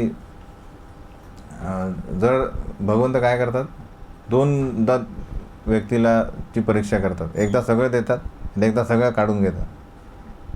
त्या दोन्ही परीक्षा असतात. सगळं मिळाल्यानंतरही भक्ती करताय का आणि सगळं घेरवून घेतल्यानंतर भक्ती करताय, त्यातून दोन्ही पास झालं पाहिजे. तर नेहमी जनरली लोक आर्तो अर्थार्थी हे जास्त असतात. जिज्ञासू आणि ज्ञानी भगवंतांकडे येणारे खूप कमी असतात. जनरली कोण येतात, आर्तो आणि अर्थार्थी म्हणजे पैसेवाले आणि जे पिढा आहे बाबा गाडा. एकदा का ते सेटल झालं की हरे कृष्णा बाय बाय, हे की नाही, नंतर बघूया. ही जनरल कॅटेगरी हे की नाही. असं कोणी म्हणतं की मी कृष्ण कोण आहे जाणण्यासाठी मी भक्तीमध्ये आलो, असे बरेच कमी आहे की नाही. एनिवे आल्यानंतर ते जो ॲक्च्युली आहे तोच टिकतो की बेसिकली हे ज्ञान समजल्यावर. तर हा राजाची अशी पोझिशन आहे की आहे पण ती पोझिशनला फिक्स येतो. म्हणजे राजा म्हणून त्यांना एक देहात्मबुद्धी आहे त्याला. तर तो त्वरित क्रोधित होतो आणि तो स्वाभाविकताच त्याचं मन रजगुणाच्या प्रभावाधीन झालेले होते, म्हणून राखेने अग्नी आवृत्त व्हावा तद्वत त्याचे ब्रह्म ते स्पष्ट दिसत होते. त्या जडभरातला ते म्हणाले की आता सार्कॅस्टिक म्हणतो, राजा पण हुशार आहे तो, पण त्याला काम करायचं आहे, तो बहुतेक ॲक्च्युली बळजबरीने काम करतो आहे. म्हणून तो सांगतो की हे बंधू, पालखी वाहून नेण्याचे कार्य किती कष्टदायक आहे ना. तू निश्चितच थकून गेलेला दिसतोस, कारण बऱ्याच वेळापासून आणि बऱ्याच अंतरावरून कोणाच्याही सहाय्या वाचून तू एकट्यानेच ही पालखी वाहून नेत आहे. हे सार्कॅस्टिक झालं, 4 जण नेतात आहे. तर एखादा समजा देहात्मक बुद्धिवाला असेल तर त्याला हेच एवढं कारण भरपूर आहे भडकायला, हे की नाही, की फुकट करतो आहे पैसे आणि एवढं आहे. सेकंड तो म्हणतो की या व्यतिरिक्त तू वृद्ध असल्यामुळे तुला अतोनात कष्ट होत असतील, तो एवढा बलवान आहे. दुसरा सार्कॅस्टिक, तू वृद्ध आहे वाटतं तो, आणि म्हणतो मित्रा मला वाटतं की तू धष्टपुष्ट बलवान आणि समर्थही नाहीस, इतर भोई तुझ्याशी सहकार्य करीत नाही का. बेसिकली म्हणतात बेसिकली होते की तिघे तुला सहकार्य करत नाही, हे सार्कॅस्टिक झालं. ॲक्च्युली याची चूक आहे. अशा प्रकारे रघुवीर महाराजांनी उपरोधिक स्वरात जडभरताची निंदा केली, पण तरीही जडभरत देहात्मबुद्धीच्या स्तरावर नसल्यामुळे तो उद्भवलेल्या प्रसंगाने प्रभावित झाला नाही. मी म्हणजे भौतिक शरीर नाही हे त्याला ज्ञात होते, कारण त्याने पूर्वीच आपले आध्यात्मिक स्वरूप प्राप्त केले होते. तो स्थूल किंवा सडपातळ नव्हता, किंवा त्याला 3 सूक्ष्म तसेच 5 स्थूल घटकांनी बनलेल्या पदार्थाच्या देहरूपी समूहाशीही काहीच कर्तव्य नव्हते. त्याला भौतिक देहाशी आणि देहाच्या हातपाय इत्यादी अवयवांशी देखील काही देणे घेणे नव्हते. दुसऱ्या शब्दात त्याला आपल्या आध्यात्मिक स्वरूपाचा म्हणजेच अहम ब्रह्मास्मी हा पूर्ण साक्षात्कार झाला होता. यास्तव राजाने केलेल्या निंदेचा त्याच्यावर किंचितही परिणाम झाला नाही. काहीही न बोलता त्याने पालखी वाहून नेण्याचे कार्य चालूच ठेवले. तर राजाने समजलं की एवढं भरपूर झालं, आता हा करणार नाही, योग्य मिळालं. त्यानंतर परत विषमगतीने पालखीत पुन्हा हिसके बसू लागले, आणि आता तो मात्र रघुवीर महाराज खूप क्रोधित झाले आणि म्हणाले, अरे मूर्खा, तू काय करतोय? तुझ्या शरीरात प्राण असूनही तू मृत झालायस असं वाटतं. मी तुझा स्वामी असल्याचे तुला माहीत नाही आहे. तू माझा अनादर करून माझ्या आज्ञेचे उल्लंघन करीत आहेस, म्हणून मृत्यूचा देव यमराज ज्याप्रमाणे पापी लोकांना दंड करतो त्याप्रमाणे तुझ्या अवज्ञेसाठी मी तुला दंड करेन. उपमा पण देतो, तुलना काय करताय, मी यमराजासारखा आहे, तसा यमराज दंडत करेल तसा मी करेल. तर मी तुला आता उचित असा दंड देईन, म्हणजे तू ताळ्यावर येशील आणि योग्य ते कार्य करू लागशील. आता 4-5 प्रश्न आहेत. हे काय काय म्हणतोय तो. फर्स्ट थिंग की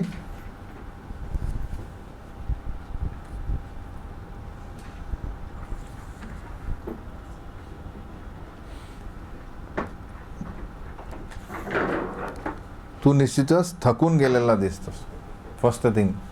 सेकंड काय आहे की तू वृद्ध असल्यामुळे तुला बहुतेक तू अतोनात कष्ट होत असतील तुला. आणि तिसरं म्हणजे की तुझ्या शरीरात प्राण नसून मृत झालेला आहेस. चौथा, तुझा मी स्वामी आहे हे समज आणि मी तुला दंड देऊ शकतो, अशा प्रकारचे. तर त्याला हे काय म्हणतात आपले,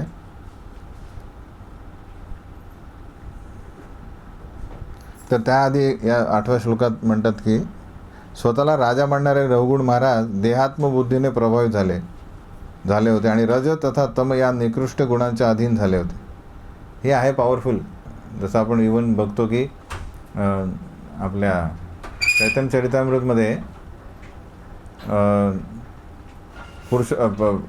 प्रतापरुद्र महाराजांचे एक पुत्र आहेत पुरुषोत्तम जन, ॲक्च्युली भक्तच आहेत. त्यांनीच ॲक्च्युली मदन मोहन यांच्यासाठी राधाराणी आणि ललिता देवी कोणी पाठवली, तर पुरीतून आलेली आहेत वृंदावनामध्ये. तर हा एक एपिसोड आहे की त्यात गोपीनाथ पटनायक हे जे आहेत ते जो राजा आहे परीक्षित आपलं प्रतापरुद्र महाराज यांचे एक टॅक्स कलेक्टर आहे, जमीनदार आहे. तर टॅक्स घेतात पण टॅक्स देत नाही. काहीतरी 2 लाख काना म्हणजे त्यांची करन्सी त्यांच्याकडे पेमेंट आहे. तर राजा म्हणतो, अरे राजा आपल्या राजपुत्राला पाठवतो पुरुषोत्तम जन की पैसे गोळा करून या. तर हा येतो आणि म्हणतो की पैसे देतो म्हणतो, अरे खर्च झाले. डिवोटी आहे, गोपीनाथ पटनायक भक्त आहे, पण जमीनदार याचं आणि तो म्हणतो ठीक आहे पैसे तर पाहिजे. तो म्हणतो ठीक आहे, एक काम करा, माझ्याकडे घोडे आहेत, सिंधी घोडे आहेत, तर त्यांची ते तुम्हाला विकतो मी, म्हणजे बऱ्यापैकी अमाऊंट जाईल आणि बाकी मला तर काहीतरी वेळ द्या, टॅक्स कलेक्ट करून मी देऊन टाकतो, तुमचं परतफेड करतो. तो हा असतो सुपुत्र राजपुत्र, तो म्हणतो की ठीक आहे, याला तर सिंधी घोडे म्हणजे खूप महाग असतात, पण तो त्यांची अशी किरकोळ किंमत सांगतो. 10,000 असेल तर अरे 500 रुपयात द्या एक. तर हे ऐकल्यानंतर गोपीनाथ पटनायक काय होतं, चिडतात. ते म्हणतात अरे आता पुरुषोत्तम जन जे आहे त्यांना एक थोडं सवय आहे, काही काही लोकांना असतं ना का टिपिकल असते, काही काही नाक खात होतील किंवा अशी कान खात होतील, तर त्यांना अशी सवय आहे की अशी ती बोलता बोलता कसं काय चाललं आहे असं मुंडी हालत होतं, अशी आहे. तर गोपीनाथ पटनायक त्यांची निंदा करतात. त्यांची निंदा कसं म्हणतात, अरे माझे घोडे तुमच्यासारखे असे वाहन हलवत नाही आहे, ती त्यांची तुम्ही लो प्राईस देतात आहे. तर ॲक्च्युली त्यामुळे काय होतं, तर जमीनदार असल्यामुळे काय होतं, इथे लिहिलं आहे की जेव्हा ही पोस्ट येते तेव्हा व्यक्ती रजो आणि तमोगुणावर ऑटोमॅटिक हे होतं की रजोगुण. इव्हन राजपुत्र पण असं आहे का, त्याला फासा लावा. तो पैसे राहिले बाजूला, तो राजा आपला प्रतापरुद्र महाराजांना सांगतो की हा जो आहे गोपीनाथ पटनायक म्हणतो की पैसे देत नाही मी, जे काय करायचं करा, तर त्याला आपण फासार लावू, म्हणजे तो भिवून देईल. राजा म्हणतो यार छोट्या मोठ्या गोष्टीसाठी मला ना काय करू, जे काय करायचं करा, मला पैसे पाहिजे बस. तर राजा म्हणतो मारू नका, पैसे पाहिजे मला. पण हा राजपुत्र म्हणतो याला माझी खोडी केली नाही, याला लटकवा, याला मारणारच नाही. तर बेसिकली सांगण्याचा उद्देश काय सांगतोय की स्वतःला राजा मानणारे रघुवीर महाराज समजायला लागला की सगळी प्रजा माझी नोकर आहे, त्याला मी दंडित करू शकतो, जे काय करू शकतो. ते ह्या निकृष्ट गुणांच्या अधीन झाले होते. म्हणून मदोन्मत्त झाल्यामुळे त्यांनी अशोभनीय आणि अवाच्य शब्दांनी जडभरताची निंदा केली. जडभरत हा अशा महान व्यक्तीची अशी निंदा करण्यासाठी रजोगुणी तमोगुणच पाहिजे. जडभरत हा सर्वोत्तम भक्त होता आणि साक्षात भगवंतांचे प्रिय निवासस्थान होता. स्वतःला विद्वान मानणाऱ्या रघुगुण महाराजांना भक्तिमय सेवेतील प्रगत भक्ताची स्थिती तसेच त्याची लक्षणेही माहीत नव्हती. हा मेन आपण काय बघतो, तसा आता विचार करा, समजा व्यासदेव समजा इथे आपल्या या रूममध्ये क्लासरूममध्ये आले, आपण ओळखू का त्यांना, कसे असतील ते, कसे असतील ते, येणार आहे का शेविंग करून येणार आहे का पूर्ण असे, दाढी जटा वगैरे असतील त्यांच्या, आहे की नाही. आपण म्हणणार आहे की कोण आले त्यांना, उलटा सिक्युरिटीला बोलू आपण, समजा आपल्याला माहीत नसेल तर ते म्हणून बघायला ती हे पाहिजे, काय पाहिजे, भक्तांची स्थिती तसे लक्षणे माहीत पाहिजे बेसिकली. तर साधू किंवा अजूनपर्यंत बोलले नाही हे, पण जसं एखाद्याला तुम्ही खोड करा आणि त्यांनी बोललं नाही म्हणजे समजायला पाहिजे की हा खूप महान व्यक्ती आहे. कारण आपण बघितलं जे काय बोललं एकच काफी आहे. पहिले म्हणलं की तो पहिलेच भडकला असता, तुम्ही जे काय करा तर माहीत चाललो माझं, हे की नाही. ज्या अर्थी तो एवढ्या सगळ्या निंदेला प्रत्युत्तर देत नाही, भडकत नाही, म्हणजे हा महान व्यक्ती असावा. तरी शेवटी दंडापर्यंत येतात. त्या अर्थ की प्रगत भक्ताची लक्षणे त्यांना माहीत नव्हती. म्हणून जडभरत म्हणजे भगवंतांचे निवासस्थान होता. तो स्वतःच्या हृदयांतरी सदैव भगवत रूप धारण केलेले असते. अशा प्रकारे ते बघतात की आता या राजाचा, आता इथे एक महत्त्वाची गोष्ट काय, आत्तापर्यंत जडभरत कोणाशीच बोललं नाही. त्यांनी असा विचार केला नाही की अरे माझे भावंड जे आहेत ते वेदांमध्ये पारंगत आहे, पण यांना कुठल्याच प्रकारे भक्तीमध्ये काही रस नाही, तर मी यांना भक्ती शिकवू शकले असते ना, बंधूच आहेत ना. बोलले नाही. आता हा राजा आहे, त्याच्यावर चिडतो आणि दंडित करतो, पण जडभरात त्याच्या हृदयात काय आली करुणा की याचा उद्धार व्हायला पाहिजे. तर आपण भक्त कोणालाच आपण जज नाही करू शकत ॲक्च्युली की कोण कोणाला कृपा देईल. हे त्यांच्यावरच. जमान्याला काही दिले नाही त्यांनी, तर जड रघुगुण याला बघितलं की ॲक्च्युली हा राजा बऱ्यापैकी उच्च पदावर आहे, त्यामुळे याला भक्ती मार्गावर आणणे आवश्यक आहे. म्हणून आता ते बोलायला लागतं. ब्राह्मण उवाच त्वयोदितं व्यक्तम अविप्रलब्धं भर्तुं समे स्वाद्यति वीरभारः गन्तुर्यदि स्याद् धीमगम्य मध्वा पिबेति राशो न विदां प्रवादः. जडभरत म्हणतो, हे शूरवीर महाराज, तुम्ही उपरोधाने जे काही बोलून गेलात ते निश्चितच सत्य आहे. वस्तुतः तुमचे शब्द केवळ निंदाजनक मुळीच नाहीत, कारण शरीर तर एक वाहकच आहे. शरीर एक वाहक आहे आणि मी चेतन आत्मा असल्यामुळे शरीराकडून वाहून नेला जाणारा भार माझा, म्हणजे मी चेतन आत्मा असल्यामुळे शरीराकडून वाहून नेला जाणारा भार माझा नाही. दोन वेगळे व्यक्ती. तुमच्या विधानांमध्ये कोणताच विरोधाभास नाही, कारण मी शरीरापासून भिन्न आहे. मी पालखीचा वाहक नाही, माझे शरीर वाहक आहे. ते म्हणतात मी वेगळा आहे, शरीर तुमचं पालखी घेऊन जाते. तुम्ही सूचित केल्याप्रमाणे क्वचितच मी पालखी वाहण्याचे कष्ट घेतलेले नाहीत, कारण मी देहापासून अनासक्त आहे. फर्स्ट जो त्यांचा होता की तू थकला असेल ना, तू सारख्याच ठीक. म्हणतो नाही, ॲक्च्युली मी घेतलेच नाही शरीर, कारण शरीरानं घेतले, मी वेगळा आहे. दुसरं, मी सुदृढ आणि बलवान नाही असं तुमचं म्हणणं. अरे तुझ्यात काही ताकद दिसत नाही, एवढे खात पीत नाही असं तेव्हा म्हणतात ते की असे तुमचे म्हणणे आहे. आणि आत्मा तथा देह या दोहांमधील भेद न जाणणाऱ्या मनुष्यासाठी हे शब्द योग्यच आहेत. शरीर कृश वा स्थूल असू शकते, पण कोणताही विद्वान मनुष्य आत्म्याला कृश वा स्थूल म्हणणार नाही. आत्मा कसा आहे, समान आहे. केशाग्र किंवा बालाग्र शतशः, म्हणजे एखादा केसाचं टोक जे आहे त्याचा 100 आणि 100 असे तुकडे केल्यानंतर जो अदृश्य भाग आहे तो आत्मा आहे. तर आत्मा लठ्ठ आणि सडपातळ असू शकणार नाही, तो सेम आहे. पण शरीर असू शकतो. माझ्या आत्मस्वरूपाविषयी सांगायचे तर मी स्थूल वा कृशही नाही, म्हणून मी सुदृढ नाही, हे तुमचे म्हणणे समर्पक आहे. तसेच यात्रेचा उद्देश आणि तेथे जाण्याचा मार्ग या दोन्ही गोष्टी माझ्या असत्या तर मला अनेक क्लेश झाले असते, पण त्यांचा माझ्याशी नव्हे तर देहाशी संबंध असल्यामुळे मला मुळीच क्लेश होत नाही. पुढे जायचं मला काही घेणं देणं नाही, कारण हे माझं ते गोल नाही येतो. त्यानंतर दुसऱ्या श्लोकात म्हणतात ते स्थौल्यम कार्शम व्याधय आधयश्च श्रुतुं भयं कलिरिच्छा जराच निद्रा रतिर्मन्युर अहम मद शुचो देहेन जातस्य हिमेन संतिः. स्थूलपणा, कृशपणा, शारीरिक आणि मानसिक क्लेश, तृषा, क्षुधा, भय, कलह वा मतभेद, भौतिक सुखप्राप्तीची कामना, वार्धक्य, निद्रा, भौतिक वस्तूंवरील आसक्ती, क्रोध, शोक, मोह, देहात्मबुद्धी हे सर्व अनर्थ म्हणजे चेतन आत्म्यावरील प्राकृतिक आवरणाचे विकार आहेत. हे सगळे विकार कोणाचे आहेत? शरीराचे. बेसिकली म्हणजे हा विकार कशाचे आहे?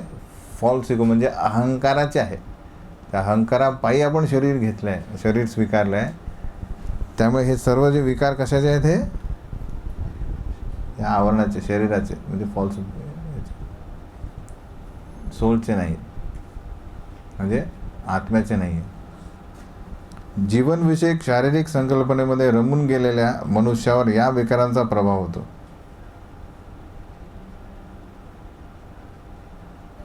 एखाद्या कंपनीत तो आहे, मॅनेजर आहे, आणि नंतर काही दिवसानंतर तो नसेल, पण तो जेव्हा तो आहे तो मॅनेजर म्हणून राहतो, आहे की नाही, सगळ्या गोष्टीत. तर त्याला कोणी सॅल्यूट केलं नाही तर त्याला वाईट वाटेल, त्याला माहीत नाही हे तर टेम्पररी आहे. तर जीवनविषयक शारीरिक संकल्पनेमध्ये रमून गेला तर त्यावर सर्व या गोष्टी ज्या आहेत, या सर्व विकारांचा प्रभाव पडतो. पण मी देहात्मबुद्धीमध्ये मुक्त झालेलो आहे, म्हणून परिणामी तुम्ही म्हटल्याप्रमाणे मी स्थूल, कृष्ण इतर काही नाही. जीवन मृतत्वं नियमेन राजन आद्यंतवद्य विकृतस्य दृष्टं स्वाम्य भावो ध्रुव इड्य यत्र तर्हिच्युते सो विधकृत्य योग. हे राजन, तुम्ही विनाकारण माझ्यावर जिवंत असूनही मृत असल्याचा आरोप करीत आहात. या संदर्भात मी इतकेच सांगू शकतो की जगामध्ये सर्वत्रच असे घडते आहे. कारण प्रत्येक भौतिक गोष्टीस प्रारंभ आणि अंत आहे. सर्व गोष्टी, आत्ता आपलं शरीर पण बदलतं आहे, हे की नाही. प्रत्येक क्षणी त्याला म्हणतात कुठला प्रलय? नित्य प्रलय. 4 प्रलय बघितले आपण, हे की नाही. आत्यंतिक प्रलय, नित्य प्रलय, अजून कुठले प्रलय? नैमित्तिक प्रलय. आणि चौथा प्रलय कुठला? तर नैमित्तिक प्रलय म्हणजे निमित्त लागतं त्याला. म्हणजे ब्रह्मदेव झोपले की जो होतो, तो एक प्रलय झाला. दुसरा प्रलय जेव्हा संपूर्ण विश्व हे झालं, म्हणजे आपल्या महाविष्णूंनी श्वास आतमध्ये गेला, म्हणजे संपूर्ण विश्व तो झाला कंप्लीट एंड. नंतर तिसरं काय? तर मेन एंड काय की शरीराने आपलं आत्मा हा सर्व घटकांना जोडून जातो. आणि चौथा जो क्षणाला होतं. अशा 4 प्रलय आहेत ते. तर क्षणाला पण प्रलय होतं. तर क्षणिक, नैमित्तिक कारण लागतं, आणि पूर्ण विश्व जे प्रलय होतो तो, आणि एक म्हणजे जीव मुक्त होतो तो प्रलय. अशा 4 प्रलयांपैकी तो हे सतत होत आहे. आपण कलियुगामध्ये समोर जातो आहे, प्रलय होतो आहे, हो की नाही. काही नंतर युगानंतर प्रलय मेन होईलच. म्हणजे आता ब्रह्मदेवांची समजा रात्र झाली तोही प्रलय होईल, अर्धा प्रलय. तर अशा प्रकारे सगळीकडे हा गोष्टी प्रारंभ आणि अंत आहे. तुम्ही स्वतःला राजा आणि स्वामी समजून मला आज्ञा देण्याचा प्रयत्न करीत आहे, पण ही गोष्ट चुकीची आहे. कारण राजा आणि स्वामी इत्यादी पदे क्षणभंगूर आहेत. जसं उदाहरण सांगतो की हा जो हे आहेत ना, डोनाल्ड ट्रम्प माहीत आहे कोण आहे? अमेरिकेचे प्रेसिडेंट आहे. आणि तो एक बॉक्सर होता ना, माईक टायसन, माहीत आहे ना. 20 वर्षापूर्वी डोनाल्ड ट्रम्प हे आपला माईक टायसनचे ॲडवायझर होते. कुठले? Investment adviser. आणि तो सगळ्यात धनी होता माईक टायसन. तेव्हा एका फाईटचे $मिलियन्स घ्यायचा. 20 वर्षानंतर काय झालं? डोनाल्ड ट्रम्प प्रेसिडेंट आणि बिलियनर झाला, आणि माईक टायसन हरे कृष्णा येतात. म्हणजे सिच्युएशन खराब आहे. म्हणजे नो मोर. तो सांगण्याचा उद्देश काय सांगतो मी, इमिजिएटली 20 वर्षातच. तर हे तर राजा आणि सेवक पद म्हणजे बेसिकली म्हणतील की रघुगुण म्हणतात आहे आपलं भरत महाराज म्हणतात की नेक्स्ट जन्मी मी पण राजा होऊ शकतो, तू माझा सेवक होऊ शकतो.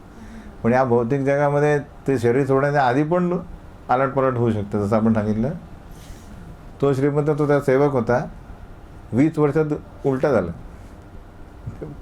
तो कुठे गेला, आणि त्याला त्याची न्यूज पण येत नाही, माईक टायसन काय करतं. तर हे आहे जग. म्हणून ते म्हणतात की ही क्षणभंगूर आहे पद. आज कोणी नेता असेल किंवा समजा कोणी हे आहे फिल्म स्टार आहे, 10 वर्षानंतर, 10 वर्ष नाही, आजकाल 5 वर्षानंतर लोक विसरतात. पूर्वीचे होते 10-10, 20-20 वर्ष राहायचे स्टार, नंतर लोक विसरायचे त्यांना. क्षणभंगूर आहे पद. कारण दुसरा स्टार येतो, डान्सर येतो, गायक येतो, पूर्वीचे गायक गेले, नवीन. हे सर्व पदं क्षणभंगूर आहेत सांगतात. म्हणून आज तुम्ही सम्राट आणि मी तुमचा सेवक आहे, पण उद्या या स्थितीमध्ये परिवर्तन होऊन मी तुमचा स्वामी आणि तुम्ही माझे सेवक होऊ शकता. जडभरत म्हणतो. म्हणून या सर्व स्थिती क्षणभंगूर आणि दैवनिर्मित असतं, आपल्या पूर्व कर्मानुसार होतात आहे, हे जाणणे आवश्यक आहे. विशेष बुद्धेर विवरम मनाच पश्यामयन्न व्यवहारतोन्यत क ईश्वरस्तत्र किमी शितव्यम तथापि राजन करवाम किमते. ते म्हणतात, हे राजन, आपण राजा आहोत आणि मी तुमचा सेवक आहे असे तो अद्यापही तुम्हाला वाटत असेल तर तुम्ही मला आज्ञा द्यावी आणि मी तसे पालन करेल. ते म्हणतात, मी याच्यात विरोध करणार नाही, कारण माझा एकमेव हेतू काय? जे काही चाललं आहे पूर्वकर्मासुर प्रारब्ध आहे माझा तो मी करणार. तथापि माझ्या मते हा भेद केवळ क्षणभंगूर आणि व्यावहारिक आहे. या भेदाचे मला इतर कोणतेही कारण दिसत नाही. अशा परिस्थितीत कोण स्वामी आणि कोण सेवक असू शकतो, हे की नाही. 10-20 वर्षांनी बदलत आहे म्हणून आपण सगळ्यांना रिस्पेक्ट दिला पाहिजे. तू म्हणाले अरे तू माझ्यानंतर तुझी दीक्षा झाली, 10 वर्षानंतर तो प्रगत झाला तर गुण चांगले संबंध ठेवा, म्हणजे सगळ्यांना रिस्पेक्ट करा, हे की नाही. काही सांगता येत नाही, गुरु होईल तो, तुम्हाला जावं लागते, महाराज माझ्या घरी या थोड्या माझ्या है ना. गृहस्थ गुरु होतात आहे आजकाल, तर ते पण होत आहे ना. म्हणजे इवन माताजीच पण गुरु होतात आहे, हे की नाही. तर माताजी गुरु नंतर म्हणते अरे आमचे भांडणं होते एकदम व्हायला नको. प्रत्येकाला रिस्पेक्ट करा, काही सांगता येत नाही. जसं आपण बघितलं की कृष्ण हे एक अशा प्रकारचे व्यक्ती आहेत की अपराध विसरत नाही. तर चैतन्य चरित्रावर म्हणतं की भक्त हे काय आहेत, काय म्हणतात त्याला, उदार आहेत की अपराध क्षमा करतात, पण भगवंत भक्ताप्रती झालेला अपराध क्षमा नाही करत, उलट आहे. तसं सुरुची याने प्रल्हाद महाराजचा अपराध कधी केला तेव्हा ते राज एकदम भक्त पण नाही आहे, पण ते झाले भक्त. कृष्णाने लक्षात ठेवलं ते. सुरुचीने मी विसरली, सुरुची पण म्हणते नाही आता तू माझा अपराध केला होता, तिचा मृत्यू होतो. तो आचार्य लिहितात की तो कारण काय, जमा झालेला आहे तो अपराध, गणित म्हणजे ते नोंद केलेली आहे ती. म्हणून खूप आवश्यक आहे की सर्वांप्रती काय ठेवणे, आदर ठेवणे, कोणाची निंदा न करणे, हे सर्वात महत्त्वाचं. तर इथे या गोष्टीवर भक्तिविनोद ठाकूर एक त्यांच्या शरणागतीमध्ये लिहितात की आपली पोझिशन काय. समजा सर्वजण आपण काय या भौतिक भावसागरामध्ये काय करतो आहे, तिथे लिहिलं तरंगतो आहे. तिथे लिहिलं आहे की मीछे मायार वशे याच्छ भेषे खाच्छ हाबडुबू भाय. म्हणजे आपण त्या लाटांवर तरंगत आहे, कधी खाली जातो कधी वरती जातो. तर सर्व स्त्री पुरुष भौतिक प्रकृतीच्या लाटांवर ओंडक्यांप्रमाणे तरंगत आहेत, अशी पोझिशन आहे. आणि ओंडके कसे होतात, एखादा विविध लाट आल्यावर काय होतं, विभक्त होणार आहेत ते, आहे की नाही. विभक्त म्हणजे काय, पद जाणार आहे. आज राजा आहे तुझा सेवक, सेवक तर राजा. याला म्हणतात लाटा, या काळाच्या लाटा आपल्याला विभक्त करणार आहे. त्याच्यात एक काय करणे, जीव कृष्णदास आई विश्वास करले तार दुःखने. या पोझिशनमध्ये आपण समजा भक्त झालो तर एक करणे फक्त आपल्या शाश्वत कृष्णदास या स्वरूपस्तुतीचे ज्ञान झाले तर या तरंगण्याच्या अशाश्वत स्थितीतून मुक्त होऊ आपण. नाही तर अखंड चालत राहील आपली प्रवास, काय तो पोहतोय मी लँड, म्हणजे त्यातून बाहेर होणार नाही आपण. तर कृष्णदास म्हणजे काय, तो सगळ्यांचा दास आहे, बेसिकली सगळ्यांचा मान करतो तो ॲक्च्युली कृष्णदास आहे की नाही. कृष्णाचे जे सर्व मुलं आहेत त्यांचा सन्मान करतो तेव्हाच तो कृष्णाचा सन्मान करतो की नाही. एखादा व्यक्ती त्याला 3-4 मुलं आहेत, थोडारे 3 मुलं तुमचे चांगले पण हा चांगला नाही आहे म्हणून फाटकन त्याला दिली, तर तो पिता हे होणार का, खुश होईल का. सगळ्यांना तो म्हणतो हा तुमचे चांगले मुलं आहेत, मग तो पिता म्हणतो मग तुम्ही चांगले आहेत कारण तुम्ही माझ्या मुलांना चांगलं म्हणताय. सिमिलरली प्रत्येक जीव याला आपण द्वेषी रीतीने न बघता समानता बघितली तर कृष्ण आपल्याला यातून बाहेर काढतील. म्हणून ते म्हणतात उन्मत्त मत्त जडवत स्वसंस्थां गतस्य मे वीर चिकित्सतेन अर्थ कियान भवता शिक्षितेन स्तब्ध प्रमत्तस्य च पिष्टपेषु. ते हे राजन, तुम्ही मला म्हणतात की तू मूर्ख, मतिमंद आणि वेडा आहेस आणि आता मी तुला दंडित केल्यानंतर तुला ताळ्यावर येशील.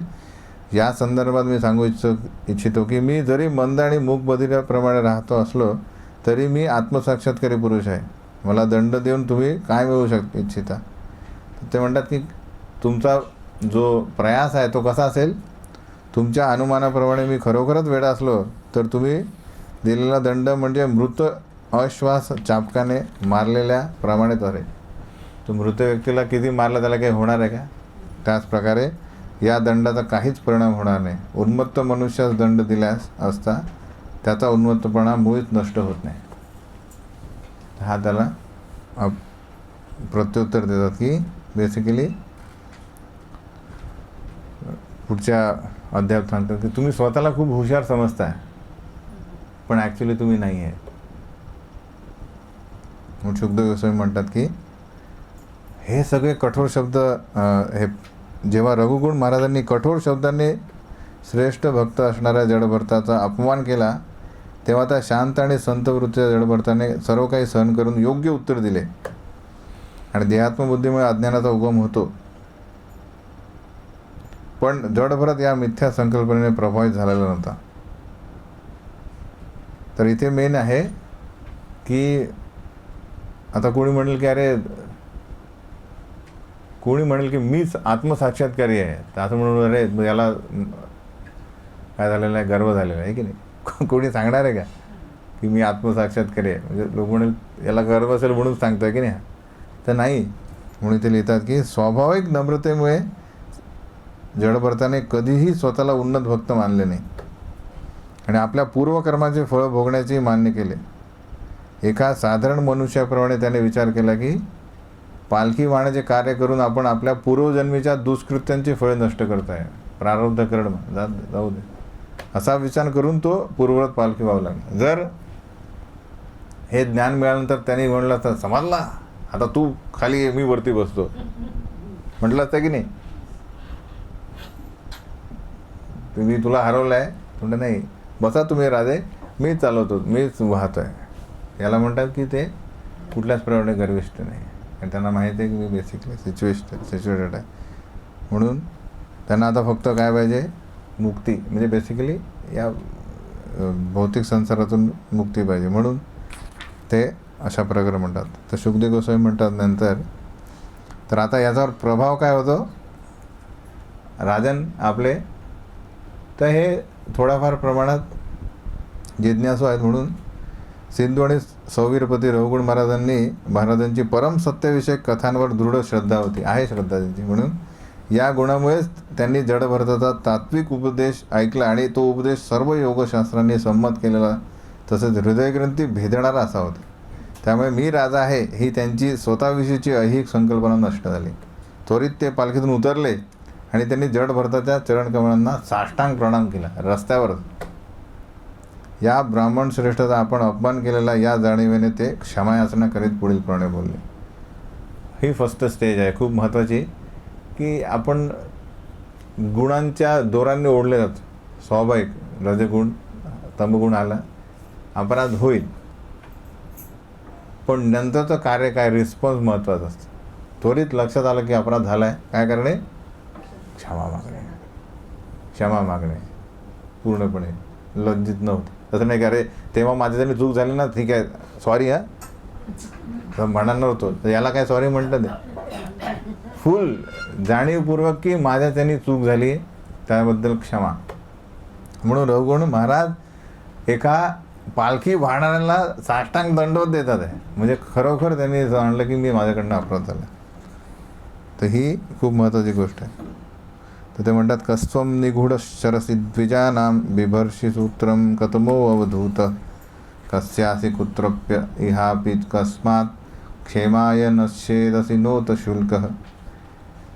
म्हणून ते म्हणतात की आता त्यांनी जाणलं की याच्या तर हे ब्रह्मबंधू दिसतात आहे, त्यांचं जे जाणवं आहे हे काळ कुठलं झालेलं आहे, त्यामुळे त्याचं हे ब्राह्मण कुळातील आहे, पण मंद आहेत दिसतात. म्हणून ते आता डायरेक्ट त्यांना वाचीने कळालं की हे खूप साक्षात्कारी पुरुष आहेत. म्हणून ते म्हणतात की हे ब्राह्मण देव, तुम्ही या जगात गुप्तपणे आणि अज्ञातपणे भ्रमण करीत आहात असे दिसते. तुम्ही कोण आहात? तुम्ही विद्वान ब्राह्मण आणि संत पुरुष आहात का? तुम्ही जानवे धारण केलेले आहे? तुम्ही दत्तात्रय किंवा इतर उन्नत विद्वान पुरुषांसारखे एक मुक्त साधू पुरुष आहात का? तुम्ही कोणाचे शिष्य आहात हे मी जाणू शकतो का? तुम्ही कुठे निवास करता? तुम्ही या स्थळी का आला आहात? आणि तुम्ही आमचे कल्याण करण्यासाठी इथे आला आहात काय? तुम्ही कोण आहात हे मला कृपा करून सांगा. त्वरित त्याला उत्सुकता जागृत झाली की बेसिकली कोण आहे ते. कारण संत पुरुष हे कसे फिरतात कसे माहीत पडत नाही, हे की नाही.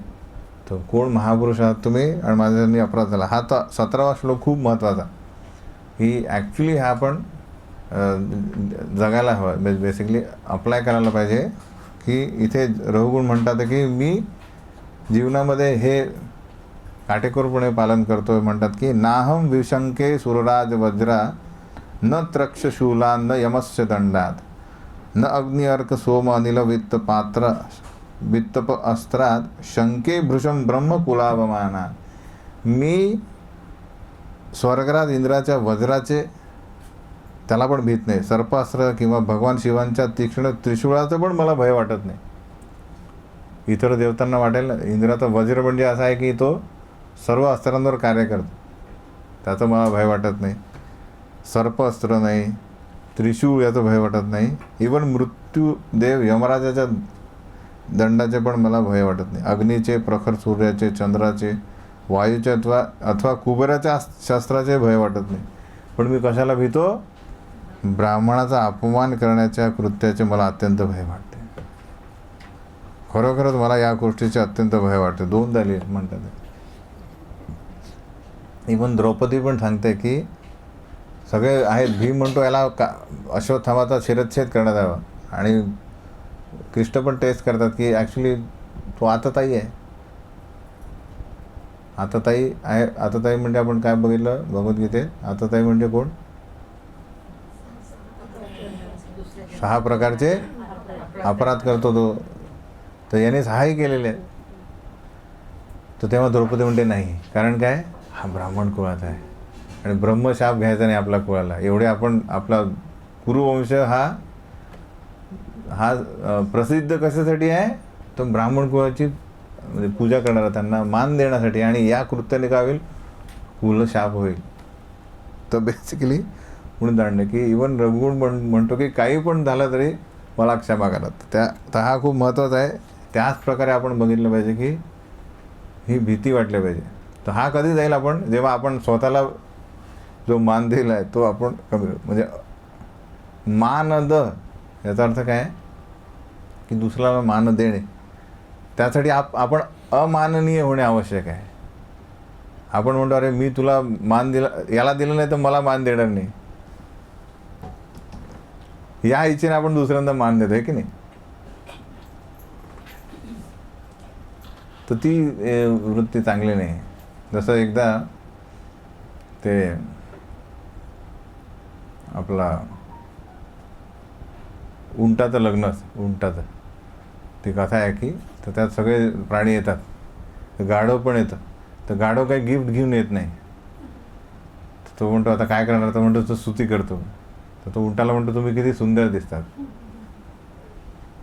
तर उंट म्हणतो अरे तुझा पण आवाज किती सुंदर आहे, म्हणजे काय गोड आवाज आहे तुझा.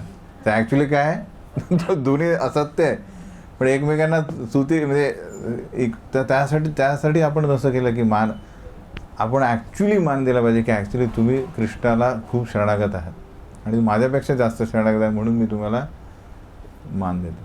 आणि मी कुठल्याच मान देण्याचा लायकीचा नाही. ही जेव्हा आपल्याला या स्थितीत आपण येऊ तेव्हा आपण ॲक्च्युली मान देऊ. आणि मग मान म्हणजे काय? तर छोट्या छोट्या डिटेल्सवर लक्ष देऊ की या गोष्टीने यांचा अपराध होऊ शकतो, झाला असेल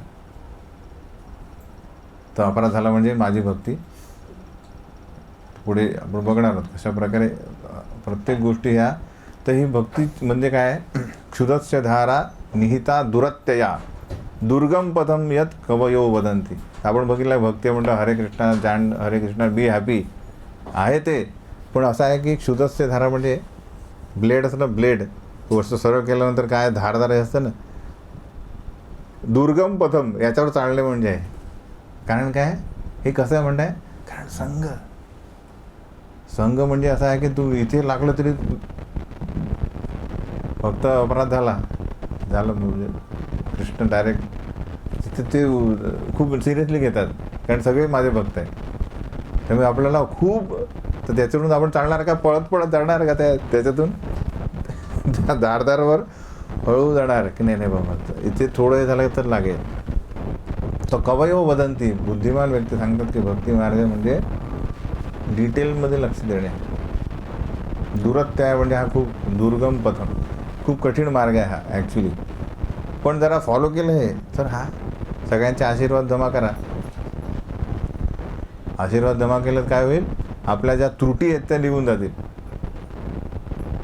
सकाळी एकाशी चर्चा करत होतो, आपण जनरली काय करताय की सगळ्यांना आपण हॉस्पिटलमध्ये आहे आणि वेगवेगळे आजार आहेत. तर एखादं डोकं दुखतं आहे, एखादं नाक वाहत आहे. तर आपण म्हणतो अरे तुझं, माझं डोकं व्यवस्थित, तुझं नाक वाहत आहे. जो अरे तुझं डोकं दुखतं आहे त्याचं काय.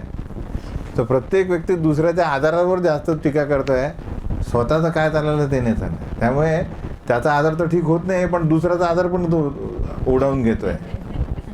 होतं तसंच. आपण ॲक्च्युली काय करतो आहे, दुसऱ्याची निगेटिव्हिटी काय म्हणजे दुसऱ्याचे जे द्वेष आपण त्रुट्यांमध्ये आपण जेव्हा स्पॉट करतो ते ॲक्च्युली आपण त्याला स्वीकारतो आहे. पण समजा आपण त्यांना प्रार्थना केली, कृपा करून माझी डोकीदुखी जाण्यासाठी प्रार्थना करा, आणि भक्त पॉवरफुल आहे, ते प्रार्थना केली जाईल तर तुमचा आजार बरा होईल. हे प्रत्येकाने केलं तर काय होईल, सगळ्यांचे आजार बरे होते.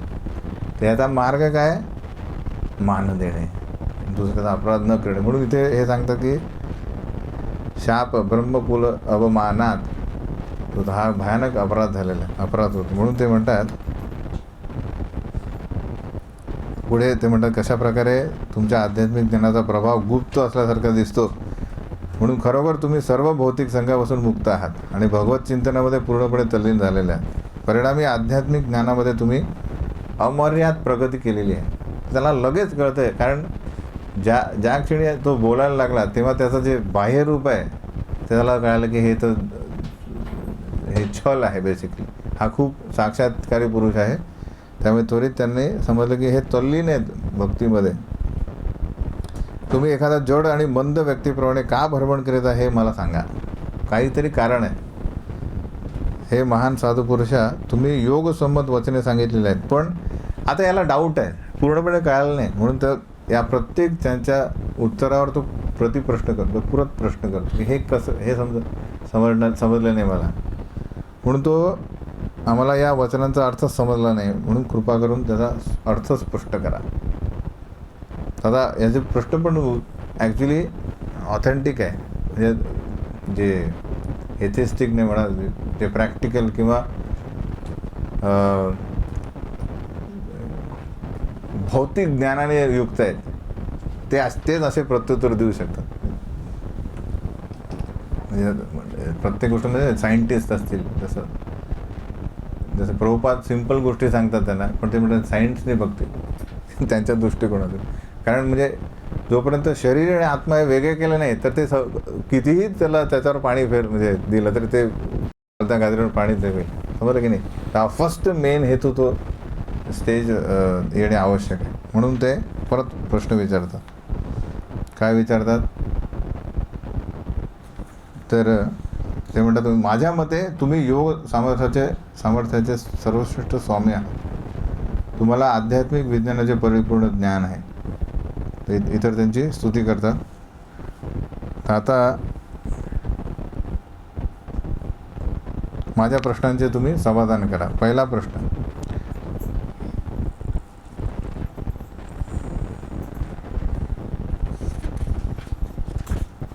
श्लोक नंबर 21 ते 25 त्यांचे प्रत्युत्तर की मला काय समजलं. ते म्हणतात की दृष्टक्षरम कर्मत आत्मनो वै भर्तुर्गंतुर भवतश्चानुमन्ये यथा सतो दान यनाद्य भावात समूल इष्टो व्यवहार मार्ग.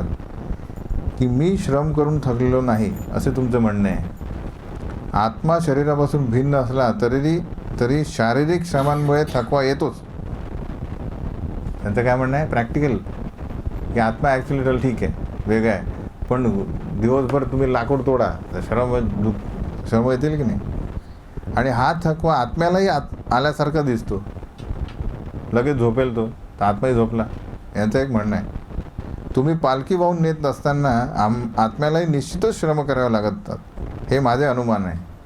राजा म्हणतो आहे, तुमचे असेही म्हणणे आहे की स्वामी आणि सेवकामधील बाह्यात्कारी वर्तन वास्तविक नाही आहे, परंतु या व्यवहारी जगामध्ये हे वर्तन वास्तविक नसले तर या जगातील परिणामांमुळे वस्तूंवर खरोखरीच प्रभाव होऊ शकतो. हे तथ्य प्रत्यक्षात दिसते आणि याचा अनुभवही घेता येतो.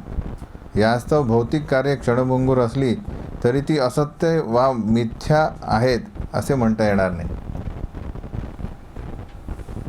पुढे म्हणतो तो, स्थाल्य अग्नी तापात पयसोभिताप तत्तापतंड तत्तापतस्तंडुल गर्भद्रंधी देहेंद्रियास्वाशय सन्निकर्षात तत्संस्कृती पुरुषस्यानुरोधात.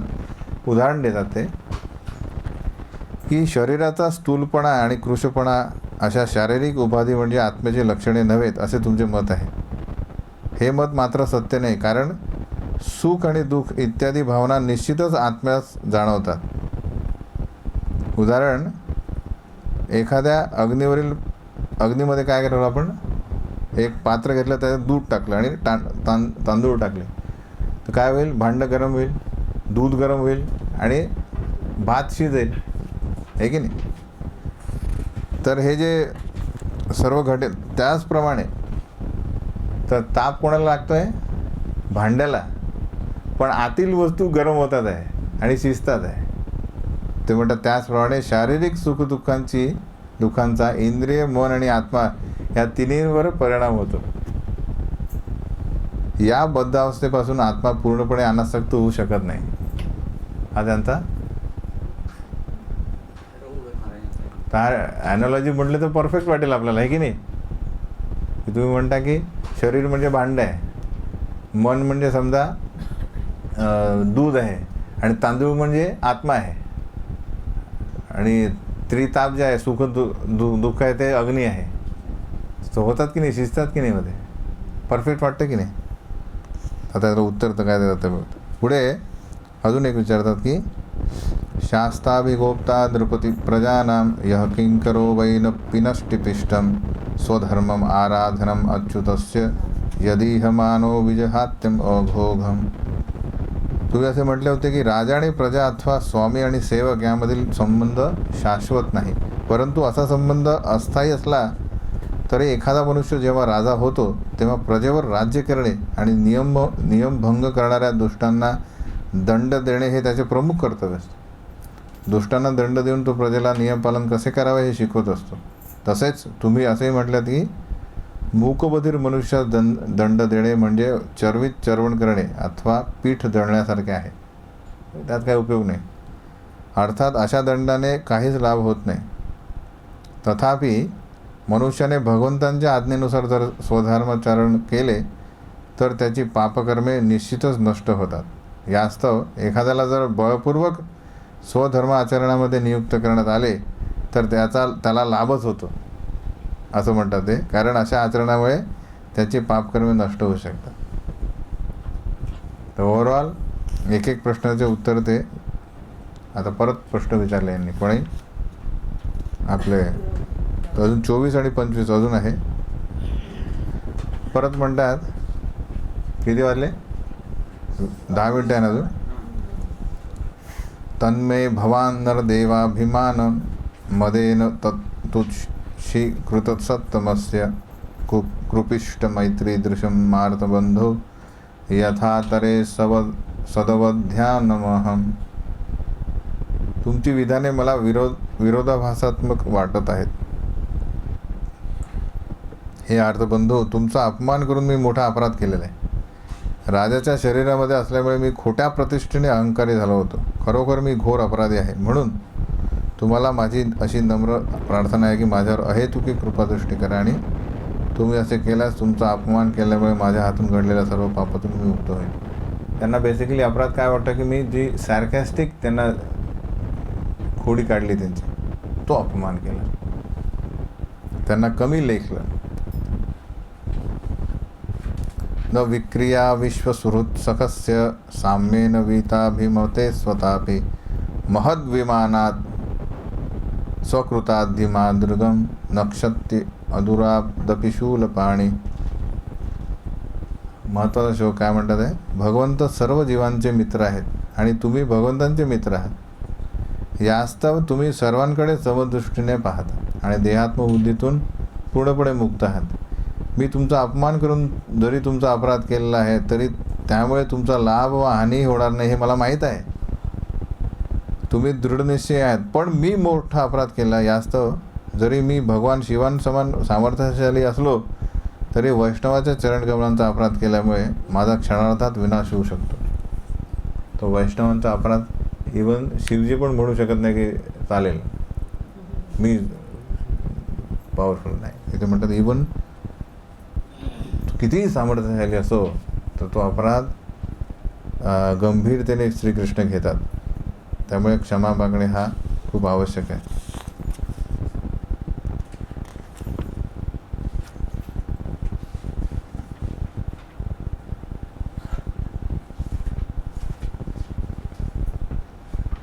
म्हणून इथे हे जे आहे की मध्य लिलेमध्ये वैष्णवेर निंदा करीबेक यारगण तार रक्षा सामर्थ्य नाही क कोण जन. काय लिहिलं आहे? जो वैष्णव निंदा करतो त्याचा तार रक्षा सामर्थ्य नाही काय के गण, त्याचा रक्षा सामर्थ्य करणारा कोणीच नाही. शूल पाणी सम यदि वैष्णवेरे निंदे तथापि ह नाश याय कहे शास्त्र वृंदे. इवन शिव शूल पाणी सम म्हणजे शिवजींसारखं असं तरी शास्त्र सांगतं की नाश हा आहे. इहाना मानीय से सुजन निंदा करे जन्मे जन्मे से पापिष्ट दैव दोष मरे. मनुष्याने जर या शास्त्र मतास महत्त्व न देता वैष्णवाची निंदा करण्यास दुस्साहस केले तर त्याला कैक जन्मापर्यंत दुःख भोगावे लागते. हा खूप महत्त्वाचा इश्यू आहे. ॲक्च्युली आज आपल्याला भरपूर समोर जायचं होतं पण इथे थांबूया आपण. तर रघुगुण आणि परत यांच्या प्रश्नांना हे उत्तर देतात. 11वा अध्याय तो महत्त्वाचा आहे पण आपण नंतर बघूया. हरे कृष्णा. ऐसे ही और भक्तिमय कार्यक्रमों के लिए देखिए हरे कृष्णा टेलीविजन. इसे प्राप्त करने के लिए आप अपने केबल अथवा DTH ऑपरेटर से संपर्क करें तथा और अधिक जानकारी के लिए आज ही डायल करें 8767 845 845.